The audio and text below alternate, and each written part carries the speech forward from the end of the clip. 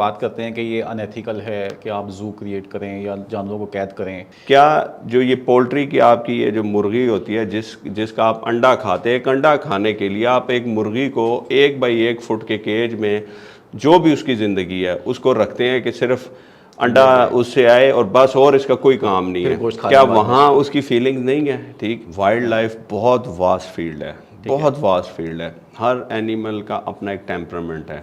China के बारे में कहा जाता है कि वो पांडास जो है वो उसको एज अ लोन देता है वो बाकी जूस को दुनिया में।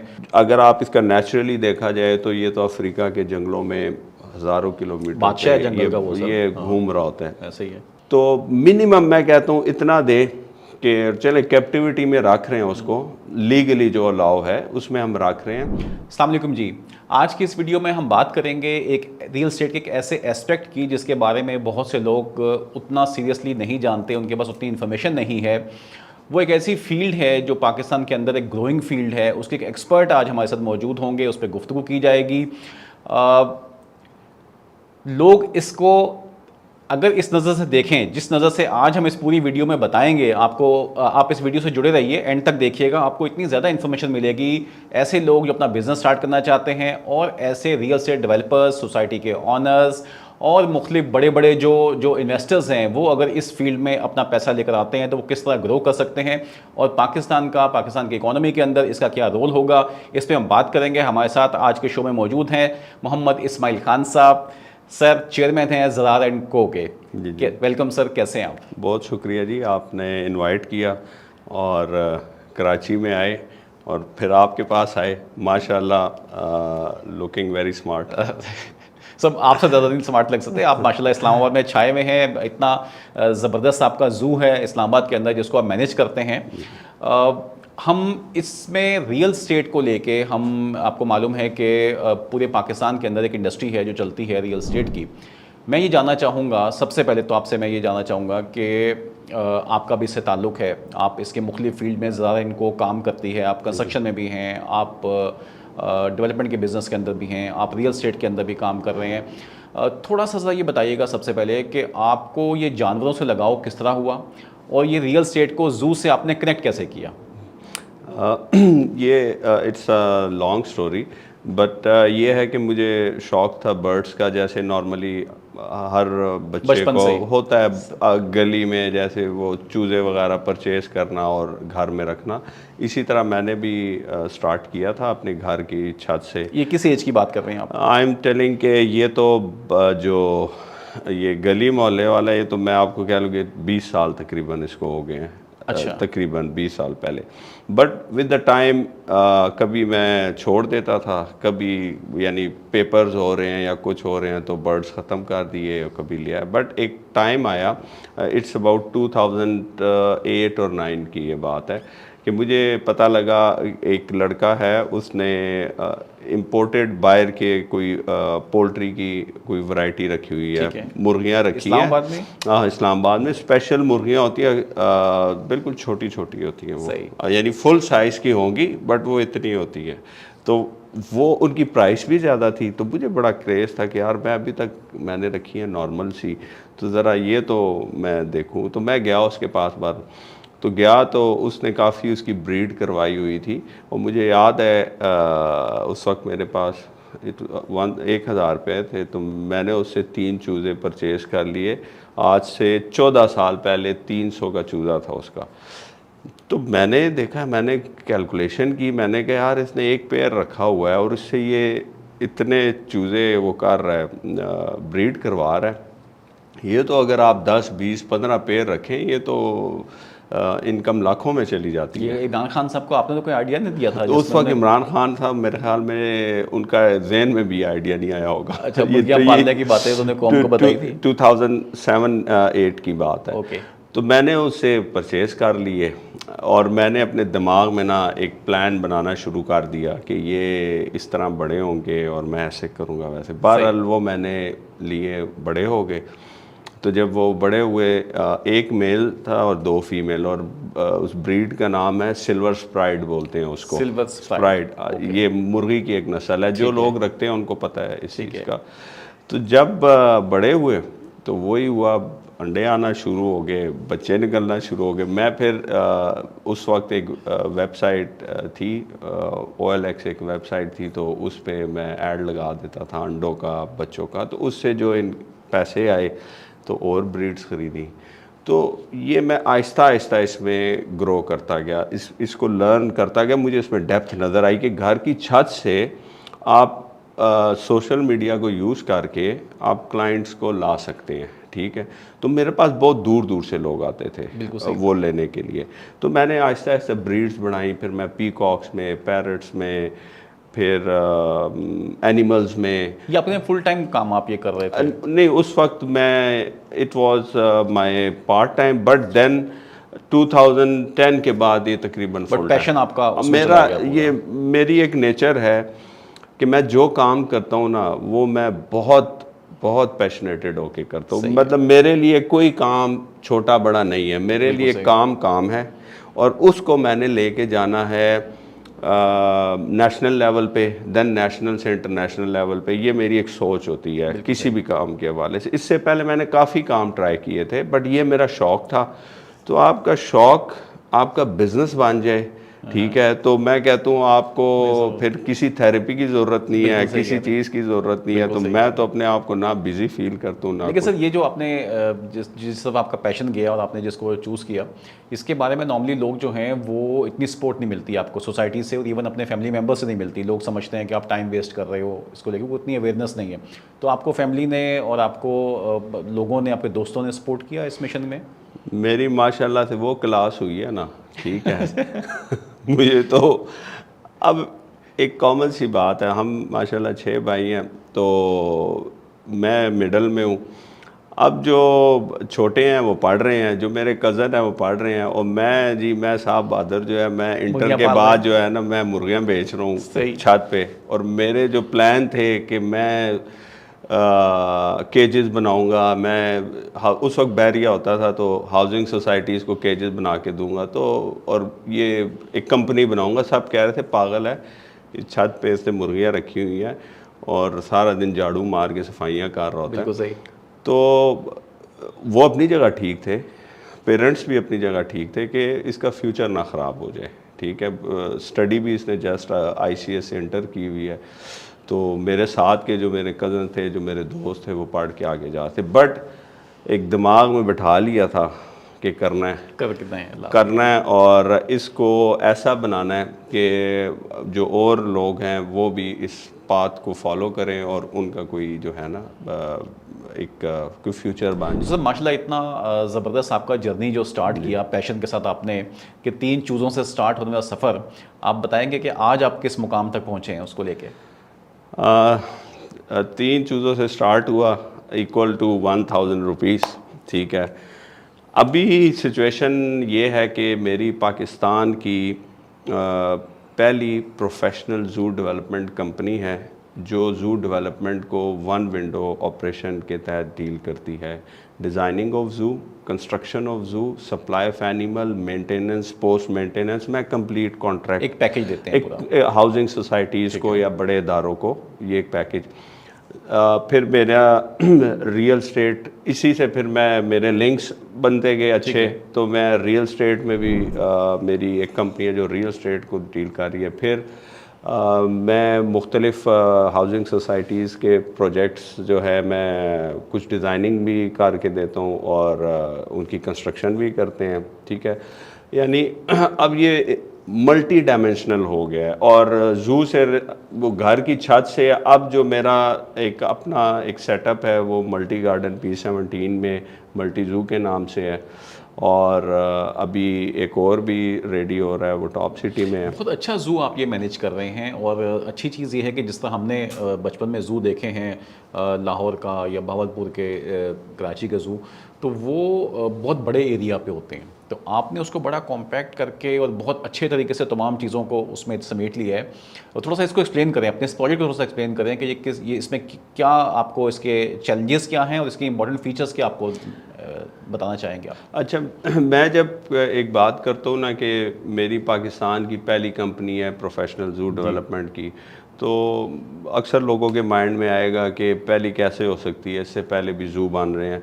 जो डिफरेंस है वो ये है, क्योंकि मैंने इस फील्ड का ना एक एक स्टेज देखा हुआ है कि मैंने मुर्गी से बड़ा किया, अंडा निकला, मुर्गी से शेर तक का सफर। मतलब शेर, मैंने हर फेज़ को खुद पर्सनली भी इसको वो किया, ऑब्ज़र्व किया और एक्सपेरिमेंट भी किए, प्रैक्टिकल भी किए, लोगों से सीखा। अब राइट नाउ मेरे साथ इंटरनेशनली और नेशनली पाकिस्तान के जितने वाइल्ड लाइफ से रिलेटेड लोग हैं, नॉलेज वाले लोग, वो मेरे साथ अटैच्ड हैं।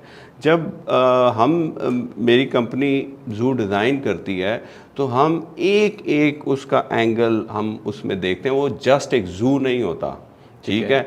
हमने उसमें ये देखना होता है एनिमल जो है इसमें कंफर्टेबल वॉक कर सकता है, एनिमल को छांव कैसे मिलेगी, एनिमल केजेस से ज़ख्मी तो नहीं होगा, विजिटर की सेफ्टी देखते हैं, उसकी ब्रीडिंग के मामलात देखते हैं। फिर वो मेरी एक आदत ये है कि जो भी काम करें, नॉर्मली अक्सर होता है कि आपको एक दायरा तो खड़ा कर देते हैं, कुछ अरसे बाद उसके जो पोस्ट मैनेजमेंट के मामलात हैं वो आपने अपनी डिज़ाइनिंग में नहीं उसकी एक फिजिबिलिटी बनाई होती, तो वो इदारा आहिस्ता आहिस्ता गिरना शुरू होता है due to just mismanagement. बिल्कुल। तो मेरा जो ज़ू आपने मल्टी ज़ू का जिक्र किया, एक तो पाकिस्तान में थोड़ा सा मेहनत वाइल्ड लाइफ वाले ऑफिसर, मैं पर्सनली मेरी उनसे इंटरेक्शन रहता है, बड़े डेडिकेटेड है, they want to do something. कुछ उनकी बाउंडेशंस होती हैं तो वो नहीं कर पाते जो उनके माइंड में होता है। तो मेरा ज़रा प्राइवेट सेक्टर है तो मैं एकदम इम्प्लीमेंट कर देता हूँ चीज़ों को। स्किल सेट मौजूद है, स्किल सेट है।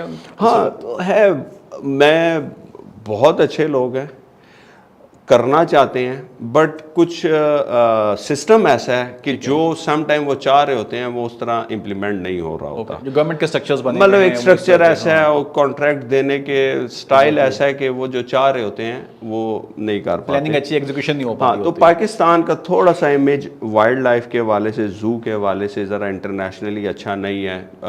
NGOs जो हैं वो हमेशा यही शोर मचाती हैं कि एनिमल को केयर नहीं की जा रही, इन्वायरमेंट नहीं है। तो मेरा सेटअप छोटा है, बट कोई भी आएगा वो उसको एक तो फील आएगी वाकई के कोई जंगल की फील है, ठीक है। और एक एक एनिमल, एक एक केज। ये टोटल कितने एरिया पे आप मैनेज कर रहे हैं? ये basically it's a breeding farm house, wild, it's 10 एकड़ पे ये है, 80 कनाल पे, जिस पे हमें एक NOC मिलती है, उसके बाद हम इसको और टोटल कितने एनिमल्स हैं इसमें? इसमें काउंटिंग में मुझे अभी एग्जैक्ट आइडिया नहीं है क्योंकि मैनेजर्स मैनेज कर रहे होते हैं, तो maybe I think 5,000 to 6,000 birds and animals होंगे। और उसमें ब्रीड भी आ रही है हमारे पास। अक्सर लोग हमारे पास आ जाते हैं उनके डोनेट करने के लिए, उनके पास घर में जगह नहीं होती या वो केयर नहीं कर पाते, हमारा वो ओपनली उनके लिए अवेलेबल होता है कि जी आप बेशक आ सकते हैं, आप डोनेट कर सकते हैं बर्ड, और अपना बर्ड, हाँ, देने के बाद आपका हक उस पर ख़त्म हो जाता है, then it's property of the management, but आप उसको देख सकते हैं कि जी हमारा बर्ड इस वक्त किस कंडीशन में है। सही है, ये बड़ी इंपॉर्टेंट चीज़ है, यानी कि आप एक किस्म का रीहैब का काम भी कर रहे हैं, और ये ज़ू की बड़ी अहम चीज़ होती है। प्लस ये कि सोसाइटी के अंदर मेरे ख्याल में जितने बच्चे और वहाँ पे विजिट करते होंगे तो वो एक वाइल्ड लाइफ के साथ उनकी एसोसिएशन भी बनती है उसको देख के। इसमें थोड़ा सा ये बताइएगा कि अब आप जो इस ज़ू को मैनेज कर रहे हैं, इसको देख के इस्लामाबाद के अंदर बाकी भी कोई इदारे इस तरफ सोच रहे हैं, कुछ मज़ीद अथॉरिटीज़ आपसे कांटेक्ट कर रही हैं? जी, मुझे तकरीबन पूरा पाकिस्तान में जो वाइल्ड लाइफ से रिलेटेड गवर्नमेंट सेक्टर और प्राइवेट सेक्टर हर वक्त कोई ना कोई रब्ता किया जा रहे होते हैं। मोस्टली प्राइवेट सेक्टर में, जिसमें अस्करी इदारा जो हमारा है उनकी DHAs तो काफ़ी बन रहे हैं, उनकी तरफ से भी कांटेक्ट हुए, कुछ जो है प्राइवेट सेक्टर से भी और गवर्नमेंट। उसमें मेरा हर एक के साथ अंडरस्टैंडिंग नहीं डेवलप होती, ठीक है। मेरा काम करने का अपना एक अंदाज है। मुझे इतना हर एक का शौक़ है कि जी आप काम कर रहे हैं, आपने डेफिनेटली पैसा कमाना होता है, अर्न करना होता है, ठीक। बट अगर पैसा अर्न हो रहा है और जो मैं चाह रहा हूँ क्वालिटी के साथ, हाँ, वो कॉम्प्रोमाइज़ हो रही है, मैं वो कॉन्ट्रैक्ट लेते ही नहीं, क्योंकि ये मेरा पैशन है। नंबर 1। नंबर 2, ये वो चीज़ नहीं है कि आपने एक ऐसा स्ट्रक्चर खड़ा कर दिया जिसमें बाद में इंसान आएंगे और अपनी जैसे घर हो गया आप अपने हिसाब से सेटिंग कर लेंगे। ये जानवरों के लिए है, इसमें कोई चीज़ कॉम्प्रोमाइज़ हो रही होगी तो बात सारी, मुझे फील होता है कि बात मेरे पे आएगी। तो बेटर ये है कि मैं क्लाइंट को समझा दूं, अगर वो नहीं समझ रहे तो मैं उस कॉन्ट्रैक्ट से, उस चीज़ से मैं कहता हूँ जी ये मैं नहीं कर सकता। कल कोई ये ना कहे कि इस्माइल जो है बड़े दावे करता था ये ज़ू या ये चीज़ उसने डिज़ाइन की है, ये देखो ये क्या चीज़ उसने बना दी। अच्छा, इसमें सर थोड़ी सी इसकी एक्सप्लेन कीजिएगा, क्योंकि हमारे आम जो लोग होते हैं उनके जहनों में ये होता है कि यार एक 10 बाय 10 का या 10 बाय 20 का कमरा होगा, उसके बाहर सुलाखें लगी हुई होंगी, अंदर एक एनिमल होगा, बाहर एक वॉकिंग ट्रैक होगा जिस पे लोग देख रहे होंगे, जा रहे होंगे, और ये ज़ू है। ज़्यादा से ज़्यादा कोई ऐसा जानवर है जिसको पानी चाहिए तो आपने पीछे उसके लिए पानी का एक वो बना दिया, तालाब बना दिया आर्टिफिशियल सा उसके लिए, अब जानवर के हिसाब से साइज़ बड़ा कर दिया उस जगह का। तो क्या इतना ही आसान है? नहीं जी, इसका हर एनिमल, वाइल्ड लाइफ बहुत वास्ट फील्ड है, बहुत वास्ट फील्ड है। हर एनिमल का अपना एक टेम्परामेंट है, हर एनिमल का अपना एक रिएक्शन होता है, एक मूड होता है। ब्रीडिंग में डिफरेंट होता है, गर्मी में डिफरेंट रिएक्ट करता है। सर आप खाली बिग कैट्स में आ जाए ना, लाइन जो है उसका अपना एक मूड है, टाइगर का अपना है, लेपर्ड है, जैगुआर्स हैं, चीताज हैं, पुमाज हैं। तो हर जानवर को स्टडी करना होता है। अब मेरा जो पैनल है ये एक्सपर्ट्स से भरा हुआ है, ठीक है। इसमें कोई एक स्पीशी है, अब पिजन है, बिलफर पिजन को आप ले लें, आपके लिए पिजन एक सिंपल पिजन है। अब पिजन में फिर इतनी स्पीशीज़ हैं तो उसका अलग एक्सपर्ट है, ठीक है। उनको ऑन बोर्ड लिया जाता है, प्रॉपरली एक एक केज को डिज़ाइन किया जाता है अकॉर्डिंग टू देयर रिक्वायरमेंट। एक चीज़ इसमें मैं ऐड ऑन कर दूं, एक क्वेश्चन अक्सर आता है कि एक स्टैंडर्ड क्या है कि कितना स्पेस दिया जाए बिल, और सबसे कॉमन क्वेश्चन आता है जी एक शेर है, ठीक है, कि इसको कितना केज दिया जाए which is good for. Sir लोगों ने घरों में पाले हुए हैं, वो टीवी पे स्लाइड चलती है, भाग गया शेर निकल के आपका, वो तो इट्स नॉट लीगल। मैं ऑलवेज हमेशा प्रमोट करता हूँ लीगल हो, ठीक है। घरों में रखना लीगली नॉट अलाउड, और इसके लिए गवर्नमेंट ऑफ पंजाब ने और सिंध ने ये एनओसीज ये देते हैं आपको। इनकी ब्रीडिंग कैसे होती है वो अब घरों के लिए? मतलब मुझे अपने घर में नहीं है, अलाउ ही नहीं है, आप रख ही नहीं सकते, इलीगल है। आपको वाइल्ड लाइफ वाले सिर्फ अलाउ करते हैं for your breeding farm house, जो जिसका लाइसेंस आपको लैंड शो करनी पड़ती है, 10 एकड़ 80 कनाल लैंड शो करते हैं। उसमें आप अपनी पूरा प्लान उनको प्रेजेंट करते हैं, वो आपका प्लान चेक करते हैं, केजेस का प्लान चेक करते हैं, उसके बाद आपको अप्रूवल मिलती है, एनओसी मिलता है आपको। फिर एनओसी मिलता है, then you can keep the lion और टाइगर और डियर और अदर थिंग। बट होता क्या है कि आप जू या कोई आपका है, ठीक है, आप इनके दोस्त हैं तो आपने बस शेर रख लिया है। अच्छा, तो कोई आया तो उसको कह दिया जी वो जू मेरे, हाँ सेल्फियों के लिए आपने। जब तक आपके, हाँ थोड़ी देर के लिए ठीक है, थोड़ी देर के लिए कि आपके पास अगर प्रॉपर सेटअप है रखने के लिए, थोड़ी देर के लिए आपने बच्चा है शेर का अपने पास या घर में रखा और पिक्चर ली, बट इन द एंड उसने सारा दिन और जो टाइम गुजारना है उसने प्रॉपर जू में ही गुजारना है। वो अभी जो बात हो रही थी, अक्सर जो पहले एक बात कर रहे थे कि लोग मेरे से क्वेश्चन करते हैं, वो करते वो शेर के हवाले से ही हैं कि जी शेर को कितनी स्पेस, एक इंटरनेशनल स्टैंडर्ड क्या है, कितनी स्पेस चाहिए। मेरा इसमें आंसर ये होता है कि डेफिनेटली देखें वो एक कैद में होता है, ठीक है।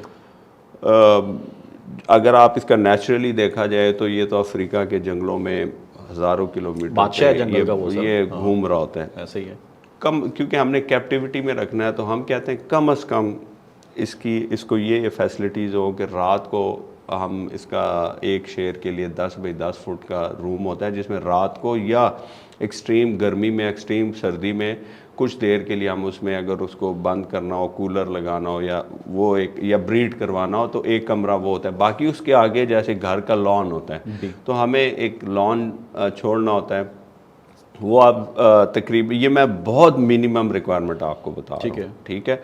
वो राउंड अबाउट आप क्या लें 1000 से 2000 गज का प्लॉट कराची की लैंग्वेज में और पंजाब की लैंग्वेज में 2 से 4 कनाल का एरिया जो है उसकी लॉन की सूरत में, जिसमें वो वॉक कर सके, जिसमें उसको ये बेयर मिनिमम आप बता रहे हैं, मैं मिनिमम बता रहा हूँ। अदरवाइज तो उसको आप एकड़े में लेके जाएंगे, जितना वॉक करेगा उतनी उसकी हेल्थ अच्छी होगी। अब उसकी सिंपल सी मिसाल है, एक इंसान है जो वो दिन की 50 किलोमीटर या 20 किलोमीटर वॉक करता है, उसकी सेहत क्या होगी, और एक है जो घर में बैठा रहता है, ठीक है। तो मिनिमम मैं कहता हूँ इतना दे कि चले कैप्टिविटी में रख रहे हैं उसको, लीगली जो अलाउ है उसमें हम रख रहे हैं, वॉक कर सके, उसको बारिश, उसको घास यानी दरख्त, और ये एक इन्वायरमेंट आप उसको दे कुछ ऐसे भी लोग सर आजकल बात करते हैं कि ये अनएथिकल है कि आप जू क्रिएट करें या जानवरों को कैद करें, तो अब इस बारे में क्या, किस तरह से आप कंपेयर करेंगे? देखें, अगर आप बात करें ना कि एक सही कह रहे हैं जी, कैद नहीं, मैं किसी भी चीज़, जानदार चीज़ को कैद करना ठीक है, वो ठीक नहीं है। इसमें 2 पहलू हैं जो हमने देखना। एक पहलू होता है इस्लामिक पॉइंट ऑफ व्यू से क्या ये जायज़ है या नहीं। दूसरा पहलू है कि definitely Islamic point of view से जायज़ होगा तो लीगली भी पाकिस्तान में वो जायज़ होगा। अगर in legal way it's allowed, और इन इस्लाम इट्स अलाउड, और विद उसके लिए टर्म्स एंड कंडीशन रखी गई हैं। ठीक है, तो अगर उसमें करते हैं तो ठीक है। बाकी अगर आप कहते हैं कि नहीं जी ये करना ही नहीं चाहिए, किसी भी जानवर को नहीं करना चाहिए, फिर तो देखें, फिर इस बहस में अगर आते हैं ना, मैं छोटी सी कुछ, अगर आप इस्लामिक पॉइंट ऑफ व्यू को भी नहीं मान रहे कि नहीं जी फिर भी क्या, फिर मैं इस पे आता हूँ कि आप क्यों नहीं इस तरफ आ रहे। ये जो ये लाइफ स्टॉक है, आप सिर्फ एक बकरी और एक गाय के दूध के लिए उसको सारी ज़िंदगी आप गले से बांध के, एक वो पंजाबी में किला बोलते हैं, उस पे रखते हैं। क्या उनकी फीलिंग्स नहीं है? फीलिंग्स खाली वाइल्ड लाइफ की हैं क्या? जो ये पोल्ट्री की आपकी ये जो मुर्गी होती है, जिसका आप अंडा खाते हैं, एक अंडा खाने के लिए आप एक मुर्गी को 1 बाई 1 फुट के केज में, जो भी उसकी ज़िंदगी है, उसको रखते हैं कि सिर्फ अंडा उससे आए और बस, और इसका कोई काम नहीं है। क्या वहाँ उसकी फीलिंग्स नहीं है? ठीक। फिर आप गोश्त खाने के लिए उसको ज़बह कर रहे होते हैं, क्या वहाँ उसकी फीलिंग नहीं है? बट हमें इस्लाम ने जो है हमें बताया कि दिस इज़ लीगल, ज़बह करने के भी रूल्स हैं, हमने उसको फॉलो करना है। तो सेम वे में कैप्टिविटी में रखना इस्लामिक पॉइंट ऑफ व्यू से अलाउड है, उसके फिर रूल्स हैं, ठीक है, उसको फॉलो करें। जो एनवायरनमेंट उसको चाहिए वो आप कम से कम दें। मैं एनजीओज़ को ये कहता हूँ, वो बड़े दिल से काम करते हैं, वो बड़े मतलब डेडिकेटेड लोग होते हैं, मेरा अक्सर इंटरेक्शन रहता है, इस चीज़ पे गुफ्तगू होती है। मैं उनको ये कहता हूँ कि जो चीज़ लीगली अलाउ है, जैसे ज़ू है लीगली अलाउ है, एनजीओज़ को इस चीज़ पे भी काम करना चाहिए कि हाँ, इनको कम से कम आप जो एक रूल्स हैं उसके तहत तो रखें। चले कैप्टिविटी में कर दिया है, रूल जो है उसको फॉलो करें, उस पे एनजीओज़ फोकस करें, वो रूल्स फॉलो करवाएं। बनिस्बत इसके ये सबसे आसान काम है, ख़त्म कर दें। क्यों जी टेक केयर नहीं कर दे, ख़त्म कर दे। सही है।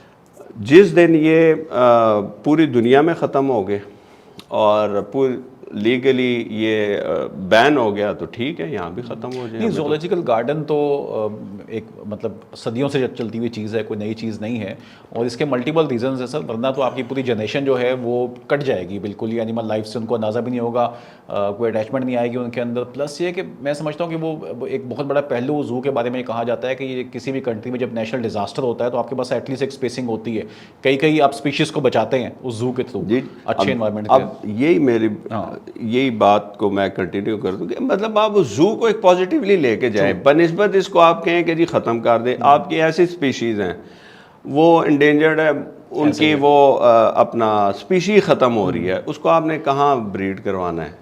अक्सर मेरे पास कुछ स्पीशीज़ ऐसी हैं जो दुनिया में रेयर हैं, उसकी ब्रीड हो रही है, ठीक।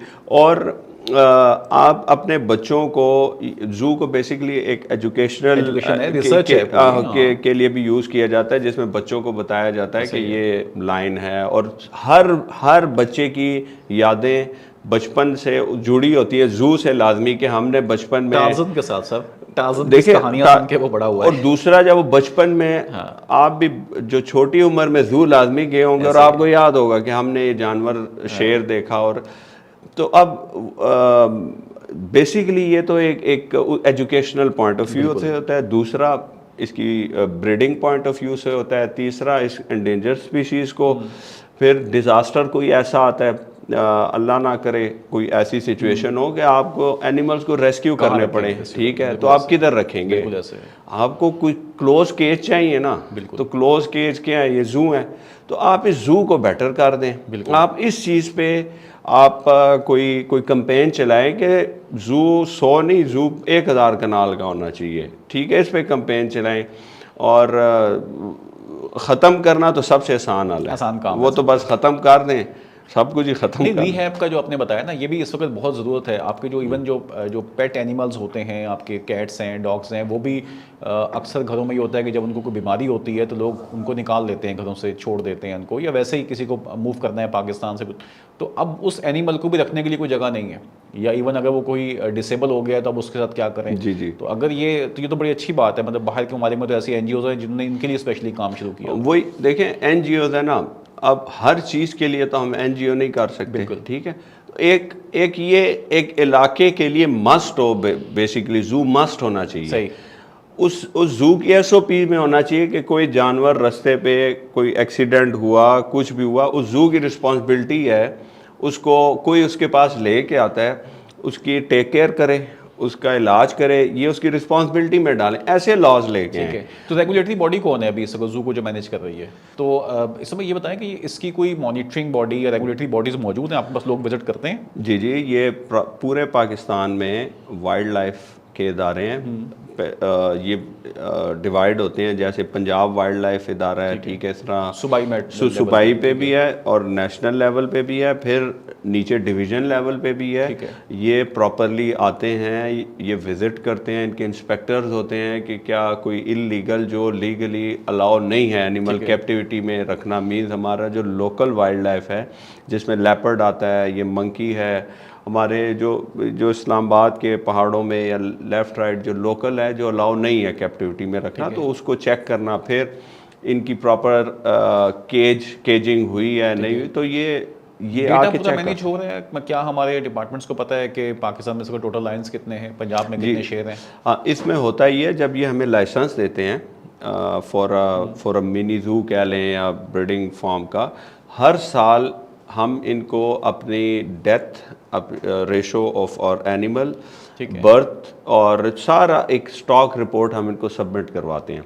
तो जितने अब पंजाब में बिलफर्ज अगर 100 या 200 मुख्तलिफ लोगों ने मिनी जू के लाइसेंस या ब्रीडिंग फार्म के लाइसेंस लिए, वो हर साल स्टॉक रजिस्टर्ड करवाते हैं, फिर उनको दोबारा रिन्यूअल का लाइसेंस जनरेट होता है। अगर वो स्टॉक नहीं भिजवाएंगे और फिर उस स्टॉक को इंस्पेक्टर वेरीफाई करता है, ऑडिट हो रहा है उसका, जी, वो वेरीफाई करता है, वो सिग्नेचर करके वो भेजता है to the head office Lahore में, शानदार रोड पे है, वहाँ से फिर अप्रूवल होती है, तो रिन्यू हो के लाइसेंस हमें फिर मिलता है। अगर किसी महंगे जानवर की मीनवाइल वो 1 साल में एक्सपायरी हो गई, उसकी डेथ हो गई, तो उसका कोई सर्टिफिकेट वगैरह इशू होता है? वो डेटा अच्छा, इसमें महंगा और सस्ता नहीं है, इसमें यह कि एक चीज़ की डेथ होगी, जैसे अब मेरा जू है तो डेफिनेटली जानदार चीज़ एक्सपायर भी होता है, तो इसका एक प्रॉपर प्रोसीजर है। मेरे डॉक्टर्स हैं, उसका पोस्टमार्टम करते हैं, रीज़न क्या हुई, कुछ की तो हमें पहले से पता होती है कि बीमार है, मेडिकेशन चल रही, तो कुछ सडन डेथ हो जाती हैं,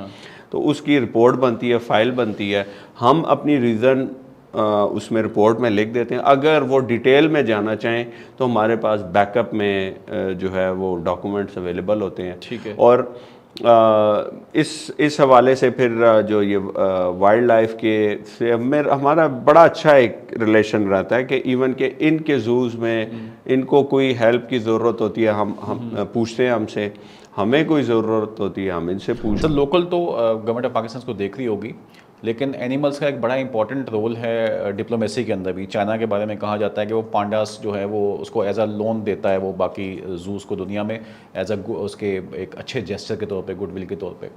तो आपसे कभी WWF ने भी कभी आपसे कांटेक्ट किया, यूएनओ किसी प्लेटफॉर्म के ऊपर, या किसी ग्लोबल ऑर्गेनाइजेशन ने भी आपसे जू के हवाले से कोई रब्ता किया कभी? इस तरह के राब्ते और होते रहते हैं, ठीक है।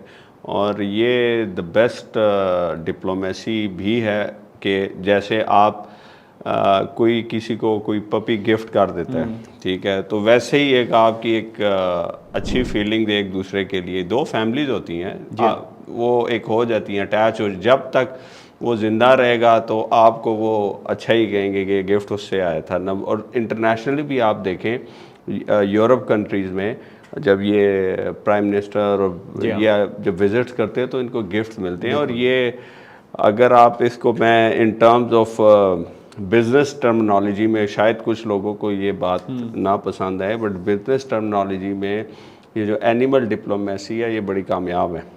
बिल्कुल सही है, ठीक है। इसीलिए अक्सर घोड़े मिल जाते हैं आप अब आप किसी को गिफ्ट में एक सोने की कोई अंगूठी देते हैं या कोई घड़ी देते हैं, तो उसकी एक वैल्यू का एक पता होता है, ये इतने की चीज़ है। अब कुछ जगह ऐसी होती हैं कि जहाँ ये उनके लिए कुछ भी नहीं होता, बट एक पेट को गिफ्ट करना ये ऐसा होता है कि ये प्राइसलेस होता है, इसकी कोई प्राइस नहीं होती है। तो होते रहते हैं राब्ते। अक्सर जो इंटरनेशनली यूँ भी होता है कि कोई भी ज़ू दूसरे ज़ू को भी गिफ्ट करता है, लाइक बिल हमारे पास लाहौर ज़ू है या कोई भी गवर्नमेंट लेवल का ज़ू है, तो इंटरनेशनल कोई भी गवर्नमेंट लेवल का ज़ू, ये एक दूसरे को गिफ्ट करते हैं, एक्सचेंज करते हैं, कुछ एनिमल इनको चाहिए होते हैं, कुछ एज ए गुड जेस्चर दे देते हैं एक अच्छे रिलेशन के लिए। ठीक है। तो ये चलता है। गवर्नमेंट के जो जूस चल रहे हैं, ये कोई एनिमल सेल भी करते हैं, अलाउ होता है इनको जो इनके पास सरप्लस एनिमल आते हैं, सरप्लस से मुराद ये है कि जू है ना, लिमिटेड जगह है, ब्रीड आ गई, डियर्स की आ गई या बिग कैट्स की ब्रीड आ जाती है, तो फिर इसको ये इसकी ऑक्शन होती है और उसमें कुछ क्राइटेरिया है जिसमें एलिजिबल वही होते हैं जिनके पास एनओसीज होती हैं। तो फिर उनको इसलिए उनको दिया जाता है कि प्रॉपरली जिनके पास एनओसीज होती हैं, they have setup, they have resources to keep them, so वो फिर आउटसोर्स होते हैं। अच्छा इस्माइल साहब, पंजाब में या इस्लामाबाद के अंदर तो बड़ा अच्छा काम हो रहा है मुख्तलिफ शहरों में, वहाँ पे कराची के में जो सोसाइटी हैं, जो डेवलपर्स हैं, उन्होंने भी इस तरफ तवज्जो नहीं दी। सिर्फ बहरिया टाउन ने यहाँ पे एक ज़ू डेवलप किया है, बाकी वही कराची का एक ओल्ड ज़ू है जो चल रहा है, और वहाँ भी काफ़ी मसले मसाइल हैं कि एक वो हाथी है जिसकी जो बेचारा बिल्कुल मरने के करीब पहुँच गया, उसको उन्होंने शिफ्ट करना है, लेकिन वसाइल नहीं है उनके पास किसी जगह उसको मूव करने के लिए। सो एक कराची का डेवलपर जो है वो इस पूरे सेटअप को किस तरह कम से कम कीमतें मैनेज करें, उसको कितना एरिया इसके लिए रिक्वायर्ड होगा, एक ये चीज़। और दूसरा इम्पॉर्टेंट पॉइंट वही कि अक्सर लोग इसको एथिकल और अनएथिकल की बहस में ले जाते हैं, तो क्या उनको इसको वर्किंग करनी चाहिए अपने मास्टर प्लान के सोसाइटी में, उसको इस एलिमेंट को शामिल करना चाहिए? देखें, एथिकल और अनएथिकल में एक आंसर तो मैंने आपको पहले दिया। दूसरा आंसर इस पे अगर मैं आऊँ कि एथिकल है या नहीं है, अब बात यह है कि एक कोई भी सोसाइटी जब डेवलप होती है तो उसके बाय लॉज होते हैं, इतना आपने कमर्शियल छोड़ना है, इतना आपने ग्रीन एरिया छोड़ना है, अम्यूनिटीज़ में स्कूल ये सब चीज़ें देनी है। ज़ू के लिए स्पेसिफाई नहीं किया जाता कि ज़ू होना चाहिए, ज़ू को मोस्टली पार्क में ही रिलेट करके उसकी स्पेस छोड़ी। मेरा ये मानना है कि बाय लॉज में मस्ट हो कि ज़ू होना चाहिए। ये ज़ू किस लिए होना चाहिए आपके उधर, और उसके उनके एक कोई बाय लॉ ज़ू के लिए भी बना दिए जाएं कि this is also a rescue centre in case of कोई भी डिज़ास्टर आता है, इन केस ऑफ उस सोसाइटी में कोई भी जानवर है, एक कौवा हो सकता है आप कि वो ज़ख्मी होके गिर गया, तो अब हम वेट करें कि कोई एनजीओ आएगी या कोई आएगा और वही टेक केयर करेगा। सबको पता हो कि हमने इसको कौवे को उठाना है या कोई जानवर है, कुछ भी है, और हमने जो भी फलां जगह जो हमारा ज़ू है बस उनको दे दें, वो जाने, उनका काम जाने, ठीक है। तो मैं इस वजह से एक सोसाइटी में ज़ू को आप बहुत वास्ट स्पेक्ट्रम में इस तरह यूज़ कर सकते हैं। ऑलरेडी स्टाफ है, ठीक है, ऑलरेडी डॉक्टर्स हैं, जब आप उनकी थोड़ी काउंसलिंग करेंगे, जब थोड़ा सा उनको आप वो एक एजुकेट मज़ीद करेंगे इस हवाले से भी कि जी आप रेस्क्यू सेंटर भी रखें, तो ना तो वो नहीं करेंगे। मैं तो पर्सनली तो मैं करता हूँ। अब आप एक इंसान कैसे, एक जानदार चीज़ आई है, ज़ख्मी होके आई है, आप कहें नहीं मैंने नहीं रखना हो, बेशक एक स्ट्रे डॉग है, कुछ भी है, तो ज़ू होने चाहिए। दूसरा आपने कहा कि कितनी स्पेस में, मिनिमम जो रिक्वायरमेंट है पंजाब में ब्रीडिंग फार्म हाउस के लिए, जिसको हम मिनी ज़ू कह सकते हैं, या क्योंकि जब एक फार्म हाउस में शेर आ गया, हिरन आ गए, मोर आ गए, तो वो ज़ू ही हो गया। तो वो मैं उसको अगर कहूँ wildlife breeding farm house, तो वो एक लंबा सा नाम है, तो मैं उसको मिनी ज़ू ही कह दूँगा। ठीक है। 10 एकड़ पे 80 कनाल पे आपको अलाउ किया जाता है मिनी ज़ू के लिए। ठीक है। कि आप उसमें शेर रख सकते हैं, आप उसमें डियर रख सकते हैं, आप उसमें और भी पीकॉक्स वगैरह चीज़ें रख सकते हैं। बाकी इसकी मैनेजमेंट और सारी चीज़ें बड़ी एक डिटेल डिस्कशन है, बड़ी एक आप कहें कि एक माइन्यूट डिस्कशन है। मोटा मोटा ये है, मिनिमम 10 एकड़ जगह होनी चाहिए एनओसी के लिए। एंड बाकी जितना गुड़ डालेंगे, जितना आप केज खूबसूरत से खूबसूरत बनाएंगे, तो उतने पैसे लगेंगे। जितना जिस तरह अफ्रीका के अंदर उन्होंने बहुत ज़्यादा ओपन एरियाज छोड़े हुए हैं, सफारीज बनी हुई हैं, और बड़े बड़े वो इवन पूरा वो एक अलग से एक इकोसिस्टम चल रहा है पूरा उसका। इस तरह का एनवायरनमेंट यहाँ हमारे पास तो नहीं है। नेशनल लेवल पे 2-3 जगह हैं ऐसी जो पाकिस्तान में रखी हुई हैं।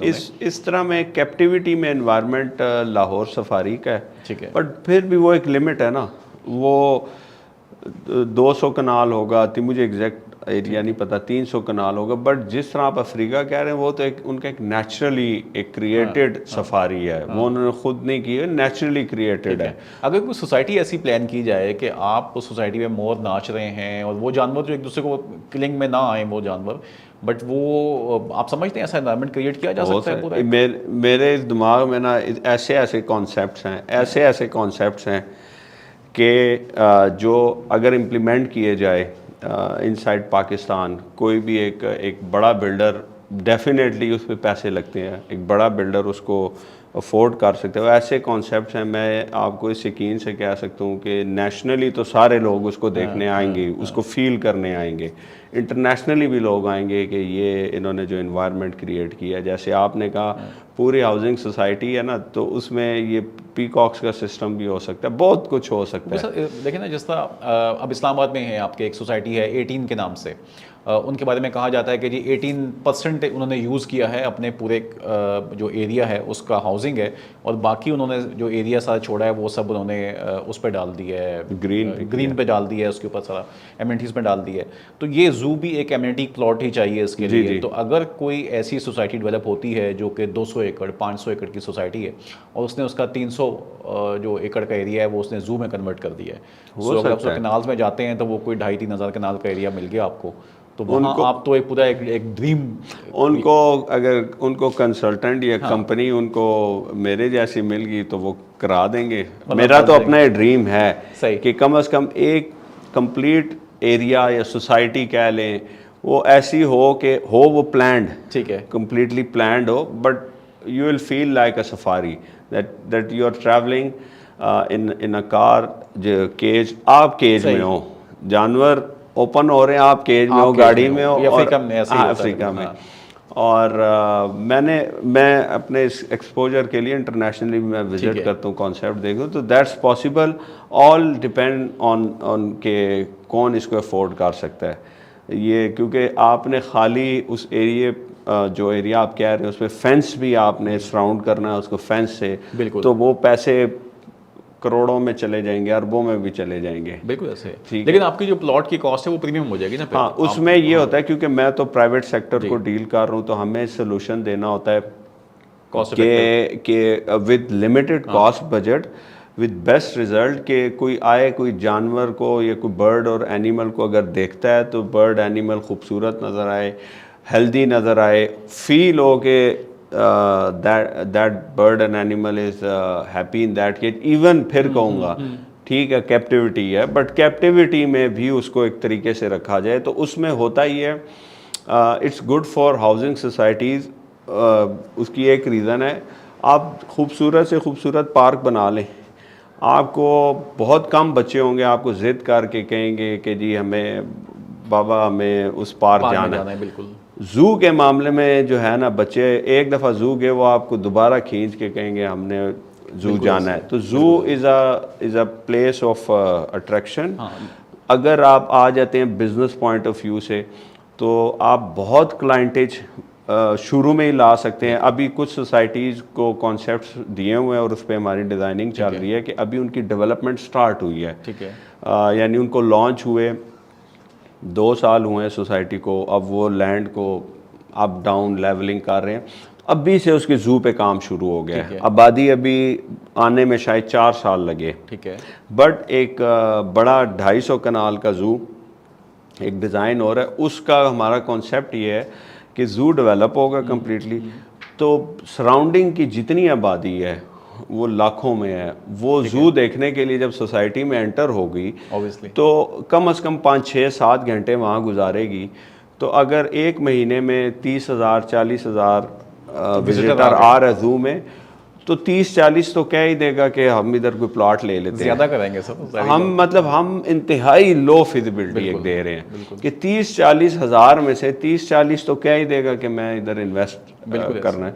तो in terms of business point of view जो हाउसिंग सोसाइटी लेफ़्ट राइट फालतू बहुत ज़्यादा खर्चे कर रही होती है, तो उसमें एक ये अपने एक्सपेंस में डाल लें टू क्रिएट ब्यूटीफुल जू, जिसमें उसमें जू भी हो, पार्क भी हो, थोड़ा सा अम्यूज़मेंट के लिए बच्चों के लिए राइड्स और ये चीज़ें, तो ताकि एक फैमिली आए 4-5 घंटे वहाँ सर्व और अच्छी अट्रैक्शन बन जाएगी। खाएं, बच्चे जंपिंग करें, राइड्स लें, इधर जू में टाइम स्पेंड करें and then go back to the home, और उनको वो याद रहे। बिल्कुल। तो ये मोस्टली पंजाब में तो ये बहुत ट्रेंड है, स्टार्ट हो गया ये पंजाब में बहुत है। एंड आई थिंक कराची में एक्चुअली वर्टिकल रियल एस्टेट थोड़ी ज़्यादा है, तो हाई राइजेस बनी हुई हैं, तो लोग थोड़ा सा भी उस पे नहीं है। बट जो सोसाइटीज़ इस वक्त M9 पे बन रही हैं वो काफ़ी बड़ी सोसाइटीज़ बन रही हैं। मेरे ख्याल में जो लोग आपकी इस वक्त गुफ्तगू सुन रहे हैं, आई एम श्योर वो कॉन्टेक्ट करेंगे बिल्डर्स और डेवलपर्स। और ये होना चाहिए, अगर 10-20 एकड़ के एरिया को वो खाली छोड़ते हैं और आपसे रब्ता करते हैं तो बहुत अच्छा एक अट्रैक्शन वहाँ बन सकती है, जो उनकी सोसाइटी को भी एक चांद लगा देगी, मैं समझता हूँ। हमारा तो एक थोड़ा सा डिफरेंट कॉन्सेप्ट ये भी है फॉर सोसाइटीज़। हम जब कहते हैं दावा करते हैं ना पहली प्रोफेशनल जू डेवलपमेंट कंपनी, अब हमें ये भी इश्यूज़ पता है कि एक हाउसिंग सोसाइटी का ऑनर है, मैनेजमेंट है, उनको क्या क्या इश्यूज़ आते हैं। बिल्कुल। इस वजह से मैंने कंपनी एक ऐसी डिज़ाइन की कि 1 विंडो ऑपरेशन है, designing, construction, supply of animal, trend staff, post maintenance, सारा कॉन्ट्रैक्ट। और उसके बाद हम ऐसा भी उनको एक प्रपोजल दे देते हैं कि जो इसके बाद इस पर एक्सपेंस होना है, ठीक है, वो भी उन पे नहीं होगा। एक सेल्फ सस्टेनेबल स्ट्रक्चर, एक इसका हम मॉडल, अच्छा। हाँ, कि ये जो इसके एम्प्लॉइज हैं वो अपनी पेस भी उधर से निकलेंगी, एनिमल का फूड भी वहाँ से, तो ये पूरा बिजनेस के साथ। हाँ, हम पूरा एक मॉडल देते हैं, ठीक है, जिसमें एक सेल्फ सस्टेनेबल स्ट्रक्चर बन जाता है। मोस्टली लोग जू से अवॉइड इसलिए करते हैं कि पोस्ट मेंटेनेंस इसकी बहुत मुश्किल है, क्योंकि खर्चा होता है और फिर उसको, तो वो हम टेंशन फ्री कर देते हैं। ब्रेक इवन कब तक आता है इसके ऊपर? आप इसको, ये वो ब्रेक इवन वाला नहीं है मॉडल, ये नहीं। इसमें आपको एक दफ़ा खर्चा करना है। ये जैसे रोड है, एक सोसाइटी में रोड बनानी है, मैं आपसे क्वेश्चन करूं इस रोड का ब्रेक इवन कब आएगा? ठीक है, तो वो तो सोसाइटी उठ रही है ना, एक मस्जिद आप बना देते हैं, उसका ब्रेक इवन नहीं है। ठीक है, तो ये भी एक कम्युनिटी प्लॉट है, एक कम्युनिटी, एक आपने एक एंटरटेनमेंट का खर्चा है, बट हम इसका एक स्ट्रक्चर ऐसा दे देते हैं कि उसके बाद आपका ना हो। ठीक है, ठीक है, वरना होता क्या, आपने पैसे भी लगा दिए, सब कुछ कर दिया, उसके बाद भी लगाना ऐसे ही है, ऐसे ही। लेकिन अगर इस्माइल साहब को इसको करे ही, मैं समझता हूँ ये तो एक प्रॉपर कमर्शियल रियल स्टेट बन सकता है पूरा मॉडल इसके पीछे, जू के पीछे, कि अगर कोई इसको एस्टैब्लिश करता है सोसाइटी की जगह पे, एक डेवलपर है, वो कहता है कि मुझे सिर्फ जू बनाना है, और वहाँ पे उसके अंदर जारी बात है वो पूरा एक कमर्शियल, उसकी शॉप्स बनेंगी, ऑफिस बनेंगे, दिस इज द मेन, उसको वो सराउंड करे। दूसरा ब्रेक इवन पे भी आ सकता है, ठीक है, वो आ जाता है फिर एक बिल्कुल commercial proposal. Okay, that the simple thing, एक जैसे वो फिर होगा एक ब्रीडिंग फार्म हाउस होगा, कि जिसकी लीगली इसमें कुछ एनिमल्स ऐसे हैं वो ये बर्ड ऐसे हैं, वो 1 से 2 करोड़ रुपए का भी पेयर है, 3 करोड़ का भी पेयर है। अच्छा, अब उसकी आपके पास ब्रीड आ गई, इंटरनेशनली भी एक्सपोर्ट होते हैं, लोकल भी बायर हैं। अगर बिल्कुल कमर्शियल प्रपोजल दूंगा, अगर वो जो भी हाउसिंग सोसाइटी है वो रख सकती है, इतना पैसा लगा सकती है, तो हम तो एक कम्बिनेशन उनको बना देंगे। ये 50 करोड़ के एनिमल्स हैं या बर्ड्स हैं, ये आपको 1 साल में तकरीबन इनकी ब्रीड आएगी, 20 करोड़ की आएगी या 25 की आएगी, ठीक है, वो तो हम बना सकते हैं, वो इशू नहीं है। ठीक है। अभी क्योंकि हम बात कर रहे थे जस्ट फॉर जू और लोगों के लिए, तो मैं एक वो सोसाइटी की हाँ, वो सिर्फ जब वो आएंगे कि हमें इसका बिल्कुल प्योर कमर्शियल बिजनेस केस चाहिए क्या, वो दैट्स अ डिफरेंट। ठीक है। वो इसमें टिकटिंग ज्यादा मेन रेवेन्यू बनता है आपका, या जो इसकी ब्रीडिंग वाला? बोथ एक दूसरे को बैलेंस कर रहे होते हैं। ओके। एक दूसरे को बैलेंस कर रहे होते हैं। और अगर आप आते हैं जब प्रॉपर कमाना है, ठीक है, फिर वो मॉडल फिर उसमें टिकटिंग मैटर नहीं करता। सही है। फिर वो हो टिकटिंग ना हो टिकटिंग डजंट मैटर। ठीक है। वो फिर ऐसा मॉडल होता है कि उसकी कैलकुलेशन आपको मैं बताऊंगा, आप कहेंगे भाई सारे काम छोड़ दो, यही काम स्टार्ट कर दें। सर ये तो ऐसे तो नहीं, खान साहब ने कहा था कि मुर्गियां पालो, या इवन बिल गेट्स ने भी ये बात बोली हुई है कि आप अगर पोल्ट्री की जाते हैं तो बहुत प्रॉफिट। जब खान साहब ने मुर्गियों की बात की थी, मैं तो बिल्कुल प्रैक्टिकली इन था उसमें, मैंने तो अल्हम्दुलिल्लाह करके भी देखा। तो चले लोग हंसते थे कि ये क्या मुर्गियों की बातें कर रहे हैं। मैंने बहुत सारे लोगों को ऐसे सेटअप्स भी लगवा के दिए घर की छतों पे, छोटे छोटे सेटअप्स, ठीक है, कि इफ़ यू विल बिलीव और नॉट के स्टूडेंट जिसके पास 50,000 लाख रुपया था, उसने वहाँ से स्टार्ट किया, उसको 5-6 साल लगे, but right now he is earning crore 1.5 crore रुपया जस्ट फ्रॉम अपनी छत से, ठीक है। और कुछ ऐसे लोग जो कई चीज़ों के मैनेजर्स थे, उन्होंने अपनी जॉब छोड़ी हैं और जस्ट वो अपने घर की छत पे ब्रीड करवा रहे हैं और बस वो सेल कर रहे हैं। पर मंथ अगर एवरेज उनका निकालें, क्योंकि इसमें सम टाइम ब्रीड आती है साल में 2-3 महीने, ठीक है, सम टाइम मंथली होती है, तो मैं एवरेज आपको कहूँ घर की छत से 10-15 लाख रुपया एवरेज निकालना, इसमें इतनी कोई बड़ी बात नहीं है।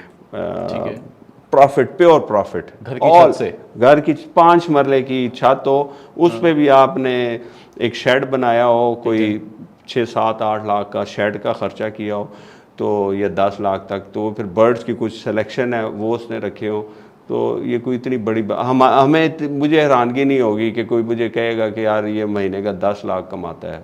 ओके, मुझे पता है और मैंने करवा के दिए हैं। ठीक है। ये ऐसी फील्ड है, आपके पास 50,000 है, I can make a business model for it. If you have 1 lakh, I can 10 lakh, 100 lakh, 10 crore भी, हर एक का, इसमें हर एक के लिए दरवाजे खुले हैं। सही है। और दे आर अर्निंग। और मेरे पास प्रैक्टिकली, मैं लोगों के नाम बताऊंगा, आप जाएं उनके पेजेस चेक करें, वो आपको खुद अपनी स्टोरीज बताएंगे। बिल्कुल सही। कि जी मैंने तो 500 का ये लिया था, 2000 का ये लिया था, या 20,000 के बर्ड लिए थे और आज मेरे पास 1 करोड़ के हैं, 50 लाख के हैं, और मैंने एक गाड़ी इस बर्ड से ली है, मैंने ये घर इस बर्ड से लिया है, मैंने ये 2 कोठियाँ इस बर्ड से ली हैं। बहुत स्टोरी है ऐसे। लोगों को मालूम नहीं है कि कितना आसानी के साथ, जिनको नहीं पता, जिनको पता है। हाँ। मैं कभी कोई ऐसा, हमारे क्योंकि बर्ड यूनियन और एनिमल यूनियन की तंजीमें भी हैं, तो कभी ऐसा मौका हुआ आपको उसमें इनवाइट करेंगे।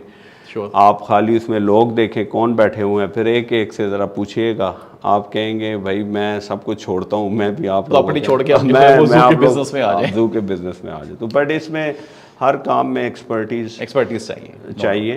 बट जिसने इसमें 4-5-6 साल लगा लिए विद अ गाइडेंस, तो मैं श्योरिटी से कह सकता हूँ कि सारी ज़िंदगी ना वो वो क्या कहते हैं, नॉर्मल नहीं रहेगा, अच्छा ही रहेगा, अच्छा खाएगा पिएगा सारा कुछ। सर ये बताएं कि जू के साथ जो है वो अक्सर जैसे लकी रानी सर्कस वाले हैं, वो भी कोई जानवरों के शोज़ करते हैं, दुनिया भर में एनिमल जो है वो पार्ट प्ले करता है कहीं ना कहीं सर्कस के अंदर भी।